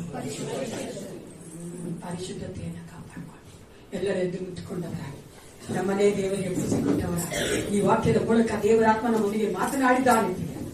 ಇಷ್ಟು ದಿನಗಳ ಕಾಲ ನಾವು ಮಾಡದೇ ಇರ್ಬೋದು. ಲೆಟ್ಸ್ ಡೂ ಫ್ರಮ್ ಟುಡೇ, ಈ ದಿನದ ಆದಷ್ಟು ನಾವೆಲ್ಲವನ್ನ ಮಾಡೋದಕ್ಕೆ ನಾವು ಕಷ್ಟಪಡೋದು ಬೇಡ. ದೇವರಾತ್ಮ ನಮಗೆ ಸಹಾಯ ಮಾಡ್ತಾರೆ. ಒಂದೇ ಒಂದು ಬೇಕಾಗಿರೋದು, ನಾನು ದೇವರಾತ್ಮ ಒಪ್ಪಿಸ್ಕೊಳ್ಬೇಕು. ನೀವು ಆಸೆ ಪಡುವುದಾದ್ರೆ ದೇವರಾತ್ಮ ಸುಂದರವಾಗಿ ನಡ್ಸ್ಕೊಂಡು ಬರ್ತಾನೆ. ನಾವು ನಮ್ಮ ನಾಲ್ಗೆನ ಕಾಯ್ಕೊಳ್ಳುವಂತೆ ನಮ್ಗೆ ಸಹಾಯ ಮಾಡ್ತಾನೆ, ಸತ್ಯವನ್ನ ಸತ್ಯವಾಗಿ ನುಡಿಯುವಂತೆ ಕಾರ್ಯ ಮಾಡ್ತಾನೆ, ನಮ್ಮ ಸಾಕ್ಷಿಯನ್ನ ಕಾಯ್ದುಕೊಳ್ಳುವಂತೆ ಮಾಡ್ತಾನೆ. ಅದೇ ರೀತಿ ಪರಿಶುದ್ಧವಾಗಿ ಬೇರ್ಪಟ್ಟಂತ ಒಂದು ಜೀವಿತ ನಡೆಸುವಂತೆ ದೇವರಾತ್ಮ ಸಹಾಯ ಮಾಡ್ತಾನೆ. Thank you. ವೇದವು ಹೇಳುವ ವಾಕ್ಯದಂತೆ ನನ್ನನ್ನು ರೂಪಿಸು, ನಿನ್ನ ಸನ್ನಿಧಿ ಸೇವೆಗಾಗಿ ಶುಗಿಸಿ ಬಳಸಿಕೋ. ಒಂದ್ಸಗೆ ಎಲ್ಲರೂ ಆಡಿ. ವೇದವು ಹೇಳುವ ವಾಕ್ಯದಂತೆ ನನ್ನನ್ನು ರೂಪಿಸು, ನಿನ್ನ ಸನ್ನಿಧಿ ಸೇವೆಗಾಗಿ ಶುಗಿಸಿ ಬಳಸಿಕೋ. ಕುಂಬಾರನೇ ಕುಂಬಾರನೇ ಉತ್ಪತ್ತಿ ಕರ್ತನೇ, ಜೇಡಿ ಮಣ್ಣಾದ ನನ್ನನ್ನು ಸೃಷ್ಟಿಸಿ ನೋಡಯ್ಯ. ಜೇಡಿ ಮಣ್ಣಾದ ನನ್ನನ್ನು ಸೃಷ್ಟಿಸಿ ನೋಡಯ್ಯ. ನಿಮ್ಮ ಹೃದಯದಲ್ಲಿ ಪ್ರಾರ್ಥನೆ ಮಾಡ್ಕೊಂಡಿದ್ದೇವೆ. ದೇವರು ಎಷ್ಟು ಒಳ್ಳೆಯವನ, ಆತನ ವಾಕ್ಯಗಳು ಜೇನಿನ ಇಂತಲೂ ರುಚಿಯಾದದ್ದು, ನಮ್ಮ ಜೀವಿತಗಳ ಕಟ್ಟುವಂಥದ್ದು. ನಮ್ಮ ಒಂದು ಜೀವಿತ ಈ ಲೋಕದಲ್ಲಿ ಅಂತ್ಯವಾಗೋದಕ್ಕಲ್ಲ ಎಷ್ಟು ದೇವರು ನಮ್ಮನ್ನು ಕರೆದಿರೋದು ಪ್ರಿಯರೇ. ನಿತ್ಯಕ್ಕೂ ನಾವು ಆತನೊಂದಿಗೆ ಜೀವಿಸಬೇಕೆಂದು ಆತ ನಮ್ಮನ್ನು ಕರೆದಿದ್ದಾನೆ. ಅದಕ್ಕಾಗಿ ಆತನು ನಮ್ಮನ್ನು ವಾಕ್ಯದ ಕಟ್ಟುತ್ತಾ ಇದ್ದಾನಲ್ಲ. ಪ್ರಾರ್ಥನೆ ಮಾಡ್ಕೊಳ್ಳಿ ಪ್ರಿಯರೇ. ಅಪ್ಪ, ನನ್ನ ನಾಳಿಗೆಯನ್ನು ಕಾಪಾಡಿಕೊಳ್ಳುವುದಕ್ಕೆ ನನಗೆ ಬಲ ಕೊಡು, ಸತ್ಯವನ್ನ ಕಾಪಾಡುವುದಕ್ಕೆ ಬಲ ಕೊಡು, ನನ್ನ ಸಾಕ್ಷಿಯನ್ನು ಕಾಪಾಡಿಕೊಳ್ಳೋದಕ್ಕೆ ಬಲ ಕೊಡು ಅಪ್ಪ, ನನ್ನ ಪರಿಶುದ್ಧ ಜೀವಿತ ನಡೆಸೋದಕ್ಕೆ ಬಲ ಕೊಡು. Thank you Holy Spirit, thank you ಅಬ್ಬಾ Father, thank you Jesus. Oh, I love you, Father. You are a powerful God, Jesus. Thank you for your words, Lord. ಅಪ್ಪ, ನಿನ್ನ ವಾಕ್ಯಕ್ಕೋಸ್ಕರವಾಗಿ ನಿನಗೆ ಸ್ತೋತ್ರ. ಮಹಿಮೆ ನಿನಗೆ ಉಂಟಾಗಲಿ ಅಪ್ಪ, ಘನತೆ ನಿನಗೆ ಉಂಟಾಗಲಿ ರಾಜ. ನೀನೊಬ್ಬನೇ ಯೋಗ್ಯನಾಗಿದ್ದಿ. ನಿನ್ನ ವಾಕ್ಯಗಳು ಸಜೀವವಾದದ್ದು ಮತ್ತೊಂದಾವರ್ತಿ ನೀನು ರೂಪಿಸಿದ್ದೆ, ಅದಕ್ಕಾಗಿ ನಿನಗೆ ಸ್ತೋತ್ರ ಅಪ್ಪ. ನಮ್ಮ ಸಭೆಯ ಮಕ್ಕಳು ಕರ್ತ, ನೀನು ಬರೋಣವಾಗ ಕರ್ತನೆ ನಾವೆಲ್ಲರೂ ಒಟ್ಟಾಗಿ ತಲುಪಬೇಕೆಂದೇ ನಾವು ಆಸೆ ಪಡುತ್ತೇವಪ್ಪ. ನಾವು ಬೇರೆ ಬೇರೆ ಕರ್ತನೆ ಕುಟುಂಬದಲ್ಲಿ ಕರ್ತನೆ ಹುಟ್ಟಿದವರಾದರೂ ಸಹ ಎಸಪ್ಪ, ನಿನ್ನ ನಾಮದಲ್ಲಿ ನಿನ್ನ ಸಭೆಯಲ್ಲಿ ನಾವು ಒಂದೇ ಕುಟುಂಬದವರಾಗಿದ್ದೇವೆ. ಯಾರೊಬ್ಬರಾದ್ರೂ ಕೈ ಬಿಡಬಾರ್ದು ರಾಜ. ಎಲ್ಲರೂ ನಾವು ಎತ್ತಲ್ಪಡುವಂತ ಮಕ್ಕಳಾಗಿ ನಮ್ಮನ್ನ ವಾಕ್ಯದ ಮೂಲಕವಾಗಿ ಇನ್ನೂ ಅಧಿಕವಾಗಿ ಸಿದ್ಧ ಮಾಡು ಕರ್ತನೆ, ಬಲಪಡಿಸಿ ನಡೆಸು. ಯೇಸು ಕ್ರಿಸ್ತನ ನಾಮದಲ್ಲಿ ಪ್ರಾರ್ಥನೆ ಒಳ್ಳೆ ಪಿತನೇ, ನನ್ನ ಮನವೇ ಕರ್ತನ ಕೊಂಡಾಡು, ನನ್ನ ಸಹೋದರಗಳೇ ನಾಮವನ್ನು